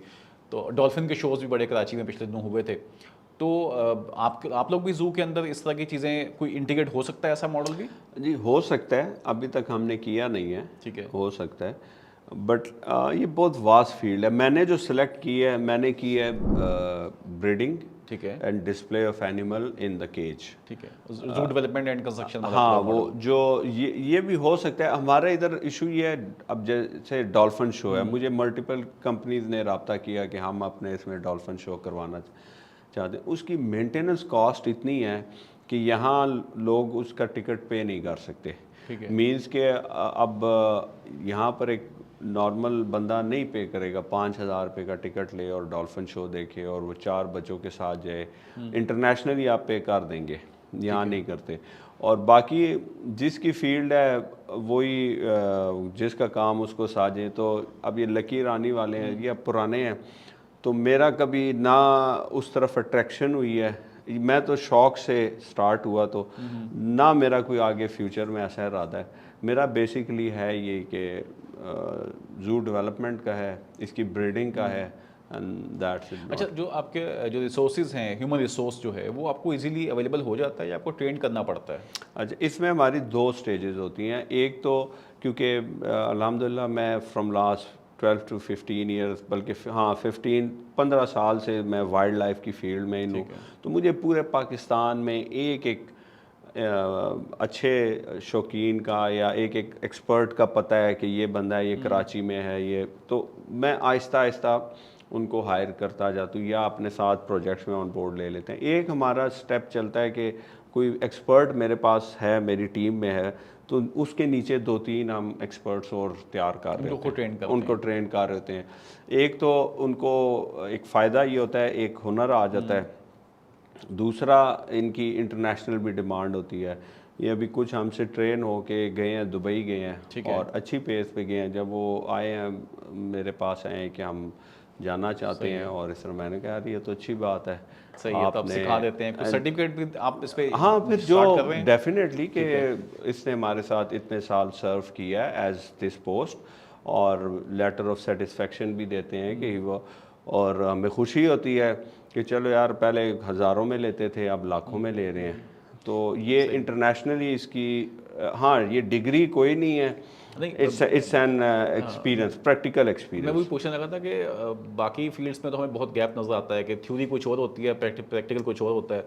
तो यहाँ भी जो बच्चे बच्चियाँ पढ़ के निकल रहे हैं यूनिवर्सिटी से, MSc ज़ूलॉजी करके निकल रहे हैं, तो वो क्या इस फील्ड में आते हैं? वो आते हैं, उन पे मुझे सम टाइम वो कहते हैं ना, दिल भी दुखता है कि बेचारे इतनी मेहनत करते हैं, इतनी बुक्स पढ़ते हैं, और प्रैक्टिकली उनको सिर्फ उन्होंने रियलिटी में उसको देखा ही नहीं होता, पिक्चर्स में देखा होता है। एक दफ़ा मेरे पास आए इसी तरह, तो उन्होंने मुझे भी एग्जैक्ट नहीं याद, इसी से रिलेटेड डिग्री की, MSc ज़ूलॉजी की होगी सबने, तो उन्होंने मेरे पास पैरट देखा ना, स्कारलेट मकाओ, तकरीबन राउंड अबाउट 2.5-3 फीट का होता है पैरट। तो उसने देखा, उसने कहा मैं तो इसको छोटा सा समझता था पैरट, हमारी बुक में तो इसकी छोटी तस्वीर है, ये तो रियलिटी में बड़ा है। मैंने कहा यार आपने डिग्री कर लिया। सही।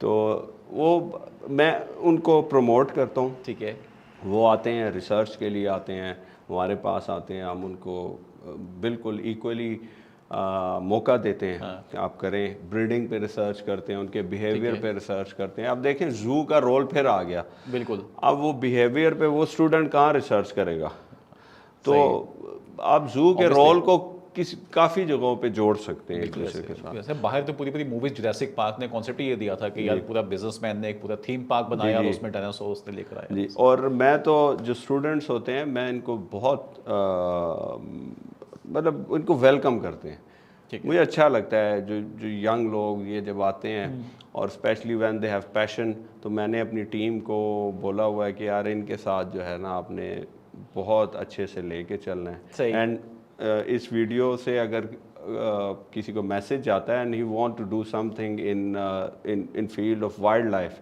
रिलेटेड टू रिसर्च, लाजमी नहीं है कि वो मेरे पास ही उसको कोई वो जगह, मेरे लिंक्स इतने हैं कि मैं उनको कहीं भी किसी भी जगह पे मैं अपने लिंक के थ्रू उनको डायरेक्ट करवा सकता हूँ कि अगर उनको कोई बेनिफिट होता है। If any one want to do any type of research in field of wildlife, I am available. ठीक है। अच्छा ये बताएं कि ये जो बड़े महंगे एनिमल्स और बर्ड्स आपके पास होते हैं, इनकी ट्रैकिंग कैसे होती है? इन केस अगर कोई चोरी हो जाता है तो कोई आजकल लोग सिम्स लगाते हैं अपने पेट्स के अंदर, तो ऐसा कोई मॉडल है आप लोगों के पास? अच्छा, चिप्स होती हैं कुछ वो डलती हैं, बट बात यह है कि बस एक दफ़ा चोरी होगी तो आपको पता फिर किधर पकड़ाई देती हैं, आपको अपनी केयर करनी पड़ती है। सही। इसमें इस फील्ड में ये है, मोस्टली यही होता है, पैरट्स हैं तो हम रिंग उसके पाँव में डाल देते हैं, क्लोज बैंडेड रिंग होता है, जब वो छोटी एज का होता है तब भी डलता है, वो निकल नहीं सकता, वो कट जाएगा रिंग निकलेगा नहीं, तो बस जिसने चोरी किया वो रिंग ही काट देगा। अच्छा। दूसरा इनको टैटू होते हैं बर्ड, ठीक है। आप जिस्म के किसी भी हिस्से में ना इसका टैटू बनवा देते हैं तो जो एक निशानी के तौर पे, तो वो आपको तो नहीं पता कि मैंने इस बर्ड को टैटू किया हुआ है। अच्छा। वो तो मैं वहाँ से जब फैदर हटाऊंगा तो टैटू लगा होगा एक। और जो इसमें एक और होता है, इसमें चिप डलती है, ठीक है। तो बॉडी में वो इसकी हेल्थ को कोई अफेक्ट नहीं करता।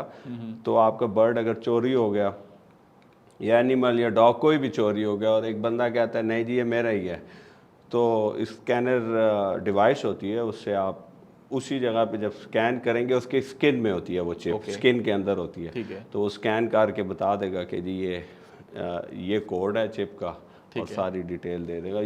यहाँ तक आप कर सकते हैं। सही।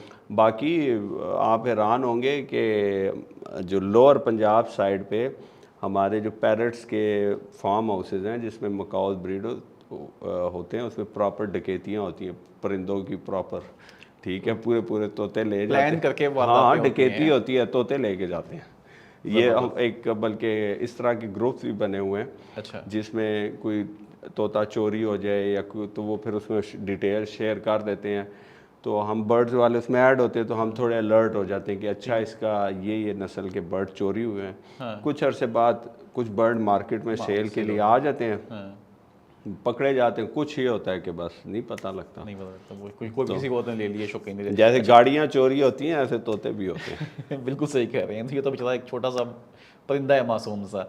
सर ये बताएं कि एक और सेंसिटिव इशू है, मेरे फादर का ताल्लुक था फिशरीज़ डिपार्टमेंट के साथ, तो हमने एक दफ़ा, मुझे बचपन की एक एक्सपीरियंस है, ये लेट 80s की बात है कि पता चला रात को अचानक कि जी किसी ने तालाब में जो है वो कोई चीज़ मिला दी है पानी के अंदर, तो मछलियाँ वहाँ से मरना, तो इमीडिएट बेसिस पे रात को ये गवर्नमेंट का वो पूरा वो था फिशरीज़ का सेटअप, तो वहाँ से साफ़ पानी में उनको मूव किया गया। तो आपके पास जो ज़ू के अंदर जो आपकी जो फूड इनकी प्रिपरेशन होती है और जो इनको खुराक देने वाले लोग होते हैं, उनकी मॉनिटरिंग कैसी होती है? क्योंकि डाइट बड़ा एक अहम उस जानवर के लिए, इतना महंगा जानवर है, तो अगर वो बीमार हो जाए या उसको कोई ऐसी पॉइजनस चीज़ मिल जाए, तो इसकी आप लोग किस तरह से लुक आफ्टर करते हैं? देखिए, क्योंकि हमारी प्रॉपर जू डेवलपमेंट कंपनी है, तो the simple formula is right people for the right job या राइट प्लेस।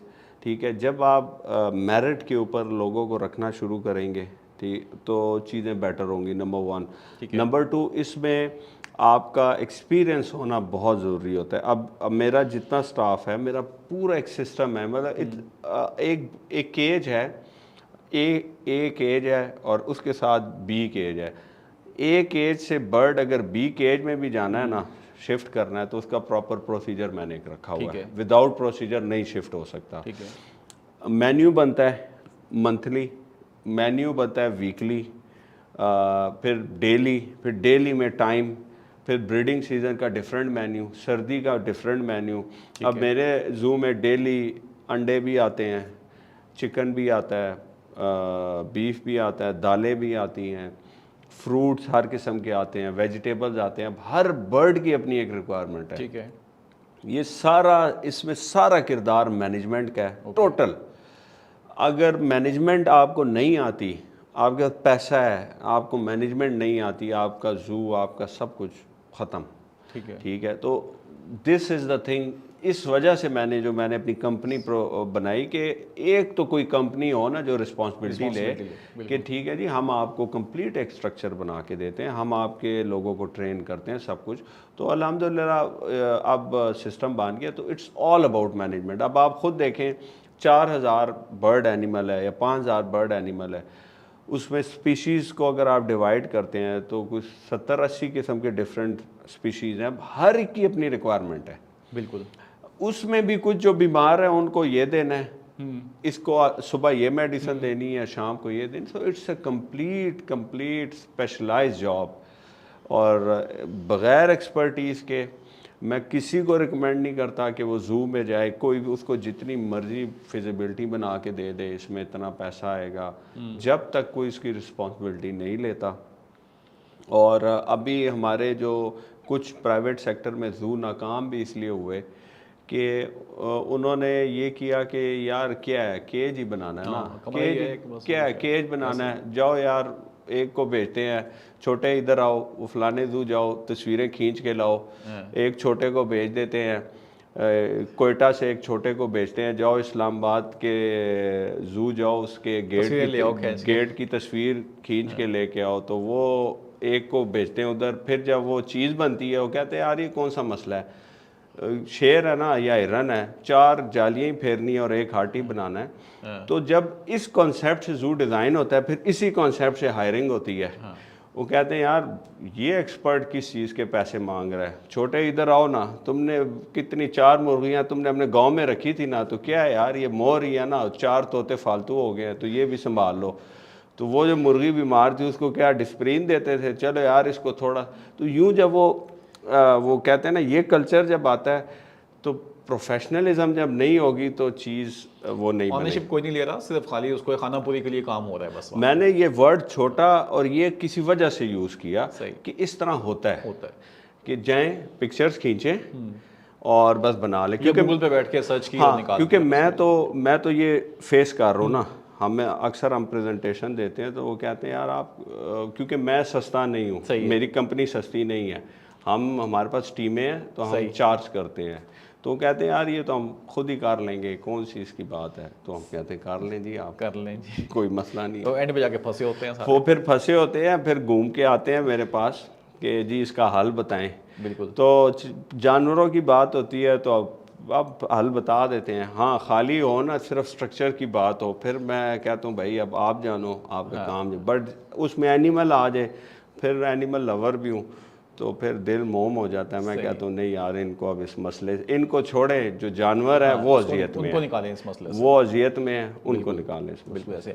अच्छा ये बताएं सर कि हमने इसकी डाइट की बात भी कर ली, अब जो इसका वेस्ट मैनेजमेंट है इतने बड़े एनिमल्स का, वो किस तरह से आप कर रहे होते हैं? क्या उसकी उसकी कोई रीयूजेबल कर रहे हैं उसको किसी काम के लिए? अच्छा, इसमें अब स्ट्रक्चर ऐसा मज़े का बनता है कि हमारे पैरट्स, मेरे पैरट्स हैं, वो खाते हैं, वो निगलते नहीं हैं। पैरट की आदत होती है वो चॉप करता है, ठीक है, उससे नीचे गिर जाता है कुछ ज़मीन पे। तो मेरी टीम है वो 3-4 घंटे बाद वो उठा लेती है। दाना है तो वो चॉप करता है तो कुछ नीचे गिर जाता है, उठा लेती है।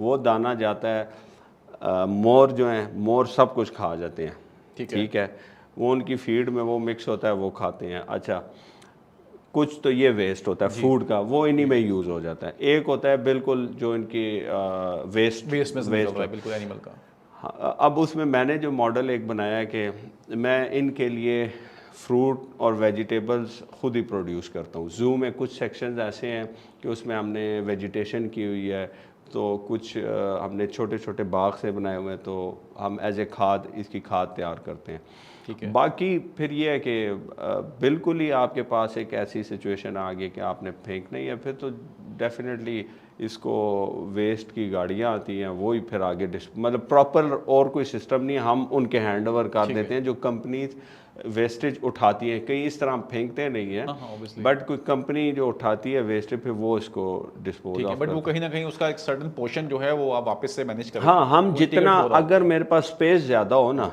तो मैं इसकी एक एक चीज़ इसकी रिसाइकल हो सकती है। जस्ट मतलब इसका तो ये सारा वेस्टेज एज ए खाद आप यूज़ कर सकते हैं। बिल्कुल ऐसे। तो कोई बड़ी लैंड हो उसमें, अब जैसे आप कह रहे हैं कि सफारीज हैं या हमारी गवर्नमेंट के पास हैं जो गवर्नमेंट जूज हैं, तो वो उसके वेस्ट को वापस ऐसे खाद यूज़ कर सकते हैं। उन्हीं की सब्जियां उगाएं, उन्हीं को खिलाएं, फ्रूट उगाएं, वो भी खाएं, स्टाफ भी खाएं, दोनों हेल्दी हो जाए। दोनों हेल्दी हो जाए। बिल्कुल सही कह रहे हैं, ऑर्गेनिक डाइट बन जाए। सर ये बताएं कि अब पंजाब में तो ज़्यादातर हॉरिजॉन्टल रियल एस्टेट चलती है, कराची साइड पे वर्टिकल ज़्यादा कल्चर है। आपने ये कहा कि अपनी घर की छत से आप बहुत अच्छा काम कर सकते हो, तो बड़ी बड़ी बिल्डिंग्स बनी हुई हैं, बड़ी बड़ी छतें अवेलेबल हैं इनके पास जिसको कोई यूज़ नहीं कर रहा होता। आप कोई ऐसा प्लान अगर आप करें कराची वालों के लिए कि यहाँ के जो बिल्डर्स हैं वो बिल्डिंग बनाते हैं, सिंगापुर में जिस तरह उन्होंने बहुत ज़्यादा ग्रीनरी और वो उनको कर दिया है, छत के ऊपर फॉरेस्ट लगा दिए उन्होंने, तो इस किस्म के क्या प्लान्स हम बना सकते हैं? आपको इसमें सपोर्ट कर सकते हैं लोगों को कि अपनी छतें आबाद कर लो भाई? जी जी, देखें कराची में तो छत जो होती है वो आपकी टेरेस जो है वो छत है, आप छत पे नहीं जा सकते वर्टिकल में। ऐसे मोस्टली जिसके पास टेरेस होती है, मीन्स के फ्लैट में टेरेस है, तो बालकनी कह रहे हैं टेरेस आप, मैं टेरेस में भी सेटिंग हो सकती है। अच्छा, ठीक है। उसमें भी लोगों ने रखे हुए हैं, कराची में भी रखे हैं, तो उसमें फिर थोड़ा लिमिटेड हो जाता है, बट वो भी इतना हो जाएगा कि उनके घर का किचन और ये सारी चीज़ें उससे चल जाएंगी। ठीक है। बालकनी में भी सेटिंग हो, मैं समझता हूँ ये तो जो घर में खवातीन हैं उनके जी लिए जी, बहुत आइडियल ये मैं बल्कि ये मैसेज भी मैं दूंगा for the ladies who are working ladies, और जिनके बच्चे भी हैं, सुबह उन्होंने बच्चों को भी तैयार करना है और घर का काम भी करना है, कहीं 10-11 बजे डे में फ्री होना है घंटे 2 के लिए, और फिर दिन के खाने पे लग जाना है, फिर कोई घंटे 2 का उनको टाइम चाहिए। तो ये वो अगर अपनी बालकनी में या अपनी छत में एक सेटअप हो, ये डेली हार्डली इसको 1 घंटा चाहिए बस। ठीक, और they can earn money from, अपने लिए पैसा भी कमा सकते हैं और बगैर कहीं जाए। ठीक है। अब इसमें वो एक्सपीरियंस कैसे गेन करें, फिर थोड़ी एफर्ट करनी पड़ती है, और आजकल तो इतना आसान है, सब कुछ सोशल मीडिया पे है, पेजेस बर्ड्स के बने हुए हैं, यूट्यूब चैनल्स मुख्तलिफ बर्ड के लोग हैं जिनके फार्मिंग कर रहे हैं, उनके चैनल्स देखें और ख़ुद एक कैलकुलेशन निकालें कि जी हम क्या रख सकते हो, या एक कोई मेंटोर हो किसी एक से राय ले ले, वो फिर, और काफ़ी ऐसी लेडीज़ हैं जो घरों में कर रही हैं और जिनको समझ आ गई है, जिनको 2-3-4 साल गुजर गए हैं, now they are in very mature position, और वो इस वक्त मंथली लाखों में कमा रही हैं। And they left their jobs, they left, अगर जॉब कर रही हैं तो जॉब छोड़ दी है और अब घर में ज़्यादा रह रही हैं। पहले फिर भी उनका होता था ना कि चलें किसी रिलेटिव के घर चले जाना, वो कहते हैं अब हमने कहीं नहीं जाना, हमने रहने ही घर है। सर इस सिलसिले में अगर आपसे रब्ता किया जाए तो आप लोग क्या उसमें सपोर्ट करते हैं? कोई ऐसी मेंबरशिप या ऐसा कोई प्लेटफॉर्म है आपके पास जहां से आप उनको फैसिलिटेट कर सकें? अच्छा, इसमें एक थोड़ा सा इशू है, मैं कर सकता हूँ जी। मेरा सबसे बड़ा इशू है टाइम का। ठीक है। मेरी टीम भी कर सकती है। इसके लिए मुझे ना एक प्लान करना पड़ेगा प्रॉपरली। हम गाइड कर सकते हैं, हाँ हम ये काम कर सकते हैं, हम लिंक्ड कर सकते हैं। अब एक कराची का हमसे रब्ता करता है, ठीक है, तो अब कराची में हमारे बहुत सारे ऐसे लोग हैं जो कर रहे हैं, इवन के लेडीज़ हैं, तो हम उनसे लिंक कर दें और उनको थोड़ा सा मशवरा दे दें। तो मेरे से एक इदारे ने, एक फलाई इदारा है, उन्होंने अपना एक बिज़नेस मॉडल भी शेयर किया था, अखुवत फाउंडेशन वाले हैं, अखुवत, जी, बहुत बड़ा नाम है। हाँ, तो वो लोगों की हेल्प करते हैं। तो उनको मैंने एक आइडिया एक दिया था, मैं हमेशा पैसों की हेल्प को ना मैं थोड़ा अवॉइड करता हूँ कि किसी को आप 5,000 दे दो महीने का, किसी को 10,000 दे दो, मैं नहीं देता। मैं कहता हूँ कि उसको एक बिजनेस खड़ा कर दो, मछलियाँ पकड़ना सिखाओ। हाँ, बिजनेस खड़ा कर दो कि वो देने की पोजीशन में वो। तो हमारी बड़ी अच्छी डिस्कशन भी इस पे हुई कि हम कुछ फैमिलीज़ टारगेट कर लें, 50, 100, 200, 300, 400 फैमिलीज़ टारगेट कर दें और उनको यही छत से कोई एक उनका मॉडल उनको एक तैयार करके दे दे, और एक सिस्टम ऐसा डेवलप कर दें कि उनके पास जो ब्रीड आए तो परचेजिंग वाला डिपार्टमेंट अलहदा हो, वो उनसे परचेज, वो खुद भी मार्केट में ना जाएं, बस उनका काम है सिर्फ ब्रीड करवाना। ठीक है। और एक रेट तय हो जाए और उनसे परचेजिंग करके हमारी टीम फिर उसको मार्केट में सेल करे, और आई कैन डू दैट। बस वो फिर क्या लेके कुछ मसरूफियात ऐसी होगी, they were ready, they were happy with this idea, और बड़े भी बहुत अच्छे लोग हैं, मुझे उनका विज़न बड़ा पसंद आया। ये मैं करूँगा, ये मेरे प्लान में है इंशाल्लाह कि पाकिस्तान में कोई 2-3-4 हज़ार फैमिलीज ऐसी हो जाएं कि हम उसमें स्पेसिफाई कर दें कि ये इस फैमिली से हमने ये ब्रीड करवाना है, ये और इससे ये, और मार्केट में सेल करना हमारा काम हो, उनको ये भी टेंशन ना हो। ठीक है, जैसे गवर्नमेंट करती है, हम आपसे गंदम इतने में ख़रीद लेंगे, रेट तय हो गया, हम उनको रेट देंगे, बस खाली क्वांटिटी लाएं, हमसे पैसे ले जाएं। बिल्कुल सही तो मेरे माइंड में एक मॉडल है and I am working on it, और इंशाल्लाह नीयत है। बिल्कुल हाउस वाइफ्स के लिए हो। दूसरा ये कि कराची में जिस तरह बिल्डिंग्स की हम बात करते थे, छतों की, यहाँ पे होता ये है कि बिल्डर जो है वो प्रोजेक्ट कंप्लीट करता है, वहाँ से बाहर निकल जाता है, वो एक एसोसिएशन बनती है, वो बिल्डिंग मैनेज कर रही होती है। अब उस बिल्डिंग के कुछ एक्सपेंसेस होते हैं कि वहाँ लिफ्ट के खर्चे आ रहे हैं, बाहर की लाइटिंग है, पेंट करवाना है बिल्डिंग पे, कुछ और कंस्ट्रक्शन का काम आ गया है। सो अगर उसकी छत को प्रॉपर यूटिलाइज़ किया जा रहा है, वही एसोसिएशन कर रही है, चंद लोग मिलकर कर रहे हैं, सो पूरी बिल्डिंग के जो आपके अखराजात हैं साल के, वो शायद इसी काम से निकल आएंगे। मैं आपको बताऊं, अब आई थिंक कोई भी बिल्डिंग होगी तकरीबन 4-5 हज़ार गज का तो प्लॉट होगा जो हाई राइज, जी बिल्कुल, 1 एकड़ की FL होती है तो होगा। इस पे इसका हाफ भी अगर यूज़ हो, हाफ से भी हाफ यूज़ हो, 1000 गज का प्लॉट कह रहे हैं आप कुछ भी। और छत पे यूज़ हो, बिल्कुल, और इस पे इतना, अब अगर उनका मंथली एक्सपेंस जो है उस पूरे फ्लैट्स को बिल और मेंटेनेंस का, मैं कहता हूँ जी उनका 50 लाख है, ठीक है, जो लाइटें हैं और जो लिफ्ट के कोई एक्सपेंडिचर हैं, नथिंग। इफ़ अगर आप जो ब्रीड्स हम कह रहे हैं वो रखें, अदरवाइज शुरू से उसको थोड़ा इस्टेब्लिश करना कम से, कि चले पहले केज पे ख़र्चा कर लिया, क्योंकि शुरू में ख़र्चा है 10-15 लाख का केज पे किया, फिर 10-15-20। सर एक्सपोर्ट अब मिल गई है हमारे यहाँ, इलेक्ट्रिसिटी की वजह से लोगों ने सोलर पैनल लग गए हैं, हाँ, तो किसी हद तक तो छत मिल गई आपको। अच्छा, वो सोलर पैनल का क्या फ़ायदा है, हाँ। जो डायरेक्ट धूप उस केज को लगेगी ना, वो उससे वो सेफ्टी है। फिर भी आपने केज बनाना है, केज बनाना है आपको, 3 साइडें कवर करनी है, छत मिल गई आपको, छत भी कवर करनी है। अच्छा, सोलर के नीचे छत भी, क्योंकि बारिश का पानी तो सोलर में से आ सकता है ना, लेफ्ट हमने बिल्कुल वो करना होता है। बट एक दफ़ा का खर्चा है, और उसमें से कोई एक बंदा उस पूरी मैनेजमेंट में इसको समझता हो, नहीं तो मैं थ्रू करा दूंगा, मैं चीज़ें बता दूंगा। कोई एक ये मॉडल तो मेरे लिए कोई इशू नहीं है बनाना। अगर 3 मुर्गियों से कंपनी बन सकती है कि जो इस वक्त कॉन्ट्रैक्ट्स वो ले रही है, जो लाखों वाली बात नहीं है, जो करोड़ों वाली बात है, बिल्कुल ऐसा, और अपनी मर्जी का कॉन्ट्रैक्ट होगा तो करेंगे, नहीं है तो भाई आप खुद करें। बिल्कुल ठीक है। तो इस काम में कुछ है तो ये नखरा है। तो ये इतना मज़े का और काम है। एक तो आपकी एक थेरेपी हो रही होती है जो पेट लवर्स हैं, तो बट और इसके लिए ये तो चले मैं अभी बातें कर रहा हूँ, कभी मौका हुआ मैं छतों पे दिखाऊंगा आपको, सही, कि मेरी बातों को छोड़ें।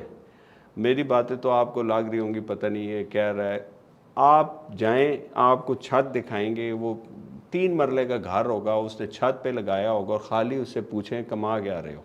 बिल्कुल ठीक है, तो बहुत अच्छी अपने, हाँ, मीज़ आपने जो कॉन्सेप्ट दिया है, बिल्कुल ये हो सकता है, हाँ, कोई इशू नहीं। और बिल्कुल इसमें हम भी, और कराची का तो मौसम इतना अच्छा है, कराची का ये तो, हम पंजाब में ना हमें बड़ी स्वेयर वेदर है, स्वेयर वेदर है, सख्त गर्मी, सख्त सर्दी, तो हमें तो ज़्यादा प्रॉब्लम होता है। ये तो ब्रीडिंग के लिए इतना सूटेबल इन्वायरमेंट है आपका कराची, कि आप तो मज़े में। और छतें सबकी फारिग पड़ी हुई हैं पूरे कराची में ऑलरेडी, आपके पास सोलर लग चुके हैं, ये बल्कि इस पे कोई काम कर भी लेते हैं कराची के लिए। मैं 4 करोड़ 3.5-4 करोड़ की आबादी है, बिल्कुल 15 इस्लामाबाद और रावलपिंडी मिलाएं, ठीक है, तो जाके आपका बनता है कराची। तो इतना बड़ा शहर, और अच्छा इसकी एक्सपोर्ट भी है, इसकी बर्ड्स की एक्सपोर्ट भी होती है, और पाकिस्तान का बर्ड बड़ा हार्ड समझा जाता है कि ये सरवाइव कर जाता है टफ कंडीशन में।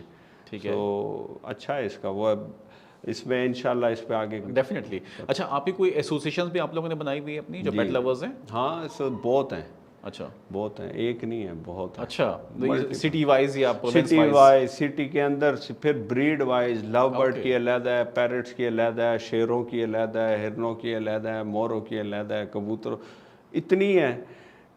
लोगों को नज़र आता है कि शायद ये पता नहीं थोड़ा सा काम हो रहा है, जब आप इसमें एंटर होंगे बहुत काम हो रहा है इस पे, बहुत। और बहुत लोगों के घर इसी से चल रहे हैं। बिल्कुल ऐसे, और हॉलैंड में जो हॉलैंड का बर्ड है, हॉलैंड में तो प्रॉपर ये बड़ी इंडस्ट्री है जो एक्सपोर्ट होती है, जो ये आपकी ये बर्ड्स की, ये हॉलैंड से पोल्ट्री आती है, और हॉलैंड है, बेल्जियम है, उसके लेफ्ट राइट, ठीक और है।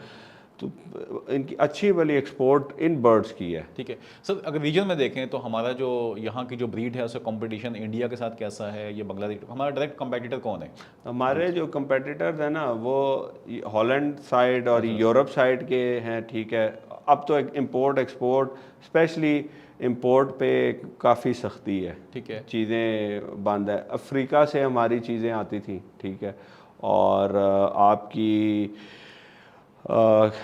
ये बेल्जियम से, और इसके अलावा इंडोनेशिया से भी आती थी बहुत Import कर रहे हैं हम हाँ, वो अब बंद हो गया है, ठीक है। अब बंद हो गया, अब इंपोर्ट का इतना चक्कर नहीं है, ड्यू टू डॉलर और ये जो पाकिस्तान की कंडीशन थी। अच्छा है ना हो इंपोर्ट, अच्छा, मुल्क के लिए बेटर है कि डॉलर हम एक्सपोर्ट करें, हम पाकिस्तान के लिए डॉलर लेके आएं। बिल्कुल सही है।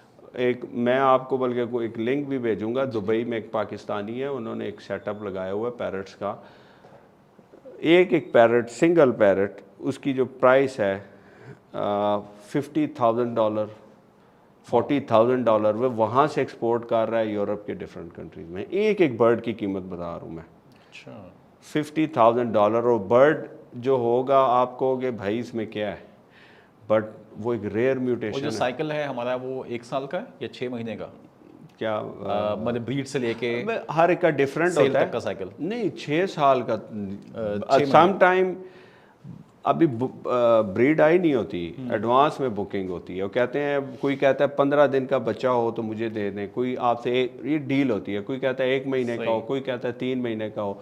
अब ये जो एक्सपेंसिव हैं ये पहले से बुक हो जाते हैं। ओके।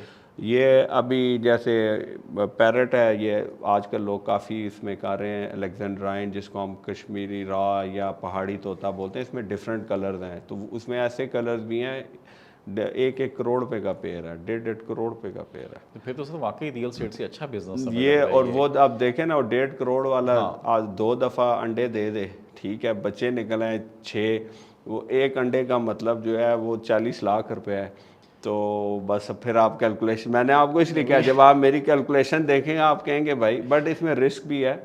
ये इस स्टेज पे आप तब आते हैं जब आपने वो प्रीवियस स्टेजेस, छोटे स्टेजेस सारे देख लिए होते हैं, और आप इतनी हिम्मत आप में होती है कि खुदा न खास्ता अगर कल अगर ये एक्सपायर हो जाता है तो मैं हिल नहीं जाऊँगा, मैं बर्दाश्त कर सकता हूँ। सो पीपल आर अर्निंग, एक मतलब 10 पेयर लगाए होंगे ना, 10 पेयर, तो उनकी अगर वर्थ मैं आपको बताऊंगा, वो 20 करोड़ रुपए के 10 पेयर होंगे टोटल। शायद वो आपकी इस बैक साइड पे दीवार से भी छोटे के जो 10, तो इसकी बहुत डेप्थ है। 20 करोड़ रुपए में तो आप एक पूरा प्रोजेक्ट खड़ा कर लेते हैं, कमर्शियल प्रोजेक्ट। मुझे आप कहें ना इस्माइल, मुझे एक्सपेंसिव बर्ड्स जो बिक भी जाएं, एक होता है कि यार बस बिक भी जाएं, 1 अरब रुपए के मुझे एक्सपेंसिव बर्ड लगा दें जो मेरे बिक भी जाएं फौरी, ठीक है। मैं आपको कहूँगा जी कि आपके 1 अरब रुपए के ना टोटल आएंगे 30-40 पेयर आ जाएंगे। अच्छा। और शायद वो 5 मरले की छत पे पूरे आ जाए। ये मतलब डेप्थ है इसमें, जब जाते जाएं जितना, और 5 मरले की छत में आपके पास 2 लाख रुपए है, उस पर भी सेटअप बन जाता है। प्राइस कैसे सेट हो रही है उसकी? सप्लाई डिमांड के फार्मूले के ऊपर ही? एक इंटरनेशनली भी प्राइस होती है, सप्लाई डिमांड भी होती है। सिंपल सी बात है, एक बर्ड है, एक मकाओ है, लास्ट टाइम इंपोर्ट हुआ था blue and gold Macao, dollar का जो रेट था 120 रुपये था, तो यहाँ पर 2.5 लाख में पेयर मिलता था। ठीक है, ठीक है। अब डॉलर 300 चला गया। अच्छा, अब डॉलर 300 चला गया, तो उसकी प्राइस पहुँच गया 6-7 लाख रुपए, क्योंकि अब जब वो इंपोर्ट करवाएंगे, ठीक है, तो वो 2.5 लाख का तो नहीं पड़ेगा ना, अब डबल से भी ऊपर पड़ेगा। सही है। फिर इसकी इंटरनेशनली, अब इंटरनेशनली अगर वो सस्ता है तो यहाँ महंगा नहीं हो सकता। क्योंकि यहाँ अगर आप बाहर सस्ता है यहाँ महंगा बेचेंगे तो एकदम इंपोर्टर वहाँ से मंगाना शुरू कर देंगे, एक प्राइस वापस अपने बैलेंस हो जाएगी। ये एक इंटरनेशनल प्राइस चल रही होती है। ठीक है। जहाँ से सस्ता होगा और जहाँ महंगा बिकेगा एकदम वहाँ से आना शुरू हो जाएगा और प्राइस बैलेंस हो जाएगी। तो और इसकी प्राइस कोई सेट नहीं करता। अच्छा, ये दुनिया सेट करती है। ठीक है। पूरी दुनिया के ब्रीडर सेट करते हैं। इंपोर्ट आसान है वैसे, अगर मैं चाहूँ कि बिग कैट में नहीं, अब बिग कैट की नहीं है इंपोर्ट आसान, क्योंकि एनजीओज बहुत बीच में डाल गई कि जी ये केयर नहीं करते और बैन भी काफ़ी चीज़ों इंपोर्ट। जब से ये कोरोना के दिनों से बंद हुई, फिर कोई वाइल्ड लाइफ को इतना इनकरेज नहीं किया जाता, तो इंपोर्ट मुश्किल है। अभी जब ओपन हो फिर तो ठीक और है। वैसे अगर जब इंपोर्ट चल रही थी तो प्राइस क्या थी, एक शेयर की क्या प्राइस थी, या टाइगर की क्या प्राइस? डिपेंड, पाकिस्तानी 50 लाख का पेयर भी था, करोड़ का पेयर भी था। ब्रीड पे डिपेंड करते हैं, ब्रीड कौन सी ब्रीड है। Okay, all depend on the. अभी ऐसी ब्रीड है जो उस वक्त हमें करोड़ रुपए का पेयर मिलता था बच्चों का, अब वो 3 करोड़ का पेयर है, बट इंपोर्ट बंद है। मैं गवर्नमेंट को ये कहूँगा कि जी इसकी एक्सपोर्ट को आसान बनाएं बस। क्योंकि लोग इनकरेज हों, बिल्कुल, और जितना इजी कर सकते हैं। ये एक इंडस्ट्री, जैसे अभी तक इसको इंडस्ट्री नहीं बनाया गया। जैसे लाइफ स्टॉक एक इंडस्ट्री है ना पूरी, तो वाइल्ड लाइफ की कैप्टिव ब्रीडिंग को भी ना एक इंडस्ट्री बनाया जाए। जैसे अफ्रीका में है, हॉलैंड में बर्ड्स की बड़ी अच्छी, और बेल्जियम में इनमें अच्छी ब्रीड होती है, वो एक्सपोर्ट करते हैं। तो गवर्नमेंट से है कि एक्सपोर्ट को इजी करें, घरों में ही वो एक इंडस्ट्री बन जाएगी। बिल्कुल, और बाहर जाएं और डॉलर आए आपके पास। अच्छा, ये जो बाहर की इसकी मार्केट है वो आप लोग किस तरह आइडेंटिफाई करेंगे? अब बाहर भेजने वाले अलग हैं, एक्सपोर्टर्स हैं। अच्छा, वो आपसे ले लेते हैं। जब एक्सपोर्ट ओपन होगी, चीज़ें ओपन होंगी, तो मार्केट से डिमांड, एक मार्केट में डिमांड जाएगी कि जनाब कि ये चीज़ चाहिए, फ़लाने कंट्री को भेजना है या उधर भेजना है। तो और वो अच्छा जाती ज़्यादातर कराची से ही है। बिल्कुल सही। हाँ जी, कराची से या फिर लाहौर से जाती है, बट आजकल मसले हैं। सही। अच्छा, ये बताइएगा कि आप कोई चीज़ बाय करते हैं मार्केट से तो ऑब्वियसली आप उसको कुछ देखते हैं, मैन्युफैक्चरिंग कहाँ से हुई हुई है इसके, कोई कंप्यूटर लगा के चेक कर लेंगे, कुछ देख लेंगे। यहाँ तो बड़े बड़े स्कैम्स आपके साथ हो सकते हैं। इतने महंगा आपको पेड़ लेने गए तो पता चला ये क्रॉस है, ये कुछ और चीज़ आ गई। इसको किस तरह से एक आम आदमी कैसे बचे? इसको इसीलिए होता है कि आप पहले एक्सपीरियंस गेन करें। जितने स्कैम इसमें होते हैं ना, मेरे ख्याल में इतने स्कैम जो है ना कहीं भी नहीं होते। इसमें आपको बहुत चीज़ें देखनी पड़ती हैं, बहुत ज़्यादा। ये क्रॉस वाली और जब हर जगह अच्छे बुरे लोग होते हैं, हमारी इस फील्ड में कलर का बड़ा अमल दखल है। ठीक है। सिंपल, आप एक ग्रीन रॉ पैरट जो है पाकिस्तानी 40 से 50,000 का है, ग्रीन। ठीक है। उसी में येलो जो रॉ है वो है 40 लाख का पेयर है। ठीक है। उसी में वायलेट कलर जो है वो में भी 1.25 करोड़ 1.5 करोड़ का पेयर हो। ऐसा भी हुआ है, उस ग्रीन पैरट को ब्लीच करके उसको येलो कलर करके कराची में बिके हैं। अब जो नए थे, पता कैसे लगा, जब उस बेचारे पैरट ने अपने पुराने पर गिराए तो नए जो निकले उसने तो ग्रीन ही निकलना था, उसने तो येलो नहीं निकलना था। 40,000 वाला बर्ड। और अच्छा, ये भी उनके साथ हुआ है जिन्होंने लालच की कि यार मुझे सस्ता मिल रहा है। अच्छा। न ये 40 लाख का कैसे, ये बंदा मुझे 10 लाख में दे रहा है, मैं ले लूँ, मैं ये तो। और वो फिर किसी को बता भी नहीं रहा होता, वो बताता तब है जब उसके साथ कुछ हो जाता है। तो इसमें फिर हमारे बहुत ऑथेंटिक लोग हैं जो अब हम काम करते हैं, हमें पता है कि XYZ कौन है, उसकी हिस्ट्री क्या है, ये बर्ड है। और मेरे से कोई लेगा उसको पता है भाई ये इससे लिया है। बिल्कुल ठीक है। तो कल अगर उसमें ये इशू आएगा तो आई एम रिस्पॉन्सिबल। ये बैठे में एक जगह पे कंपनी है, कंपनी तो अच्छे इसमें है। ये उस वक्त पता लगता है जब आप 4-5 साल इसमें लगाते हैं और थोड़े से शुरू हो। अच्छा, ये भी एक गैप है, इसमें भी कोई काम अगर कोई हो रहा है क्या पाकिस्तान में कि मैं कोई बर्ड या कोई एनिमल लेना चाहता हूँ तो मैं आपके पास आऊँ और आपसे बोलूँगा कि इस्माइल भाई मुझे तो इसको वेरीफाई कर दीजिए और उसकी आप एक फ़ीस चार्ज कर लें मुझसे आप इसकी?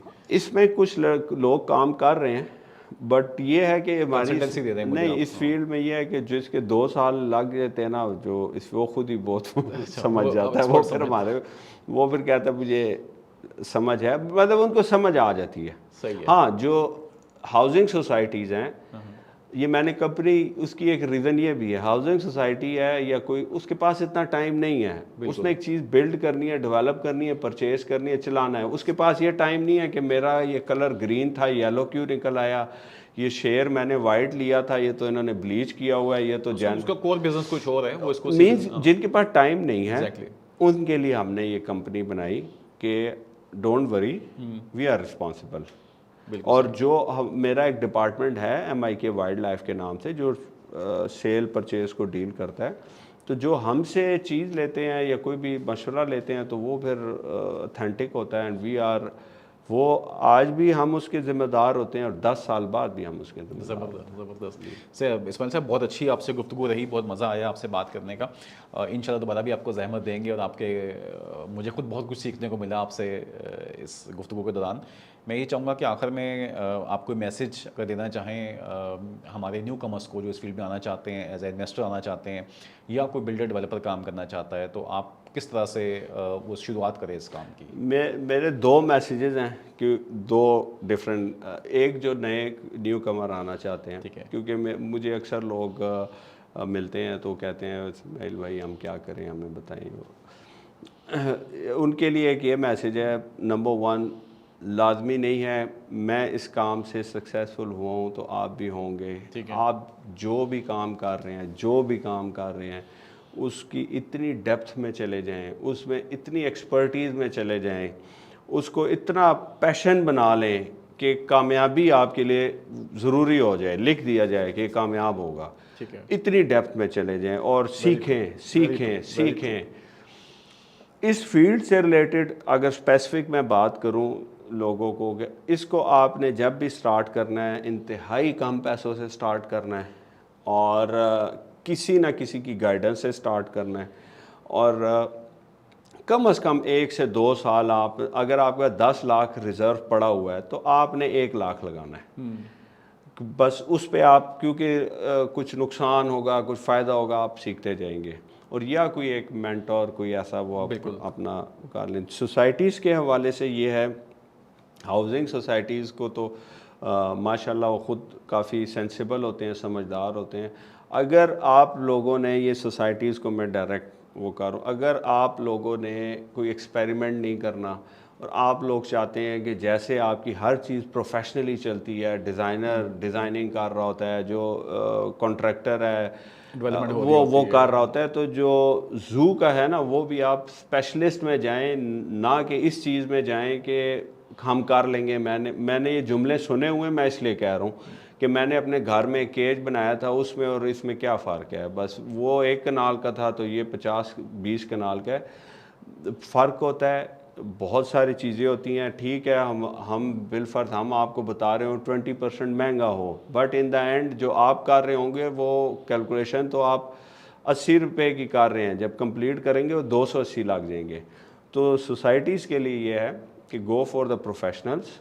और बाकी ये है कि मेरा मेन विज़न ये है कि हम वाइल्ड लाइफ के हवाले से हमारा एक अच्छा इमेज जाए, इंटरनेशनली अच्छा इमेज जाए, कि ये चलो कैप्टिविटी में रख रहे हैं, जो हमारे ख़िलाफ़ भी है ना कि जी कैप्टिविटी में ठीक नहीं है, चलो कम से कम वो ये कहें कि कैप्टिविटी में रखा तो तरीके से हुआ है ना, जानवर हेल्दी है और ये सारी चीज़ें। और कोई भी इसमें इसके अलावा हमारी ज़रूरत होती है कुछ, तो यू कैन सर्च ज़ुरार एंड को एंड कैन कॉन्टैक्ट अस। बहुत बहुत शुक्रिया इस्माइल साहब, तशरीफ़ लाए, बहुत अच्छी आपसे गुफ्तगू हुई। आप कराची में अगर आपके पास अपनी छतें अवेलेबल हैं और आप एज अ बिल्डर डेवलपर काम कर रहे हैं, आपको अगर ज़ू से रिलेटेड किसी किस्म की भी एक्सपर्टीज़ चाहिए तो आप कांटेक्ट कीजिए, हम आपको इस्माइल साहब से कनेक्ट करवाएंगे। बहुत अच्छा काम कर रहे हैं, बहुत अच्छे लेवल पे कंपनी रन कर रहे हैं, और पाकिस्तान में वाहिद इस वक्त ये सेटअप है जो कि आपको end to end solution provide करता है। सो वीडियो देखने का बहुत शुक्रिया। कोई क्वेश्चन हो तो कमेंट में लिखिएगा, इंशाल्लाह हम आपको उस पर आंसर करेंगे। Thank you. अस्सलाम वालेकुम।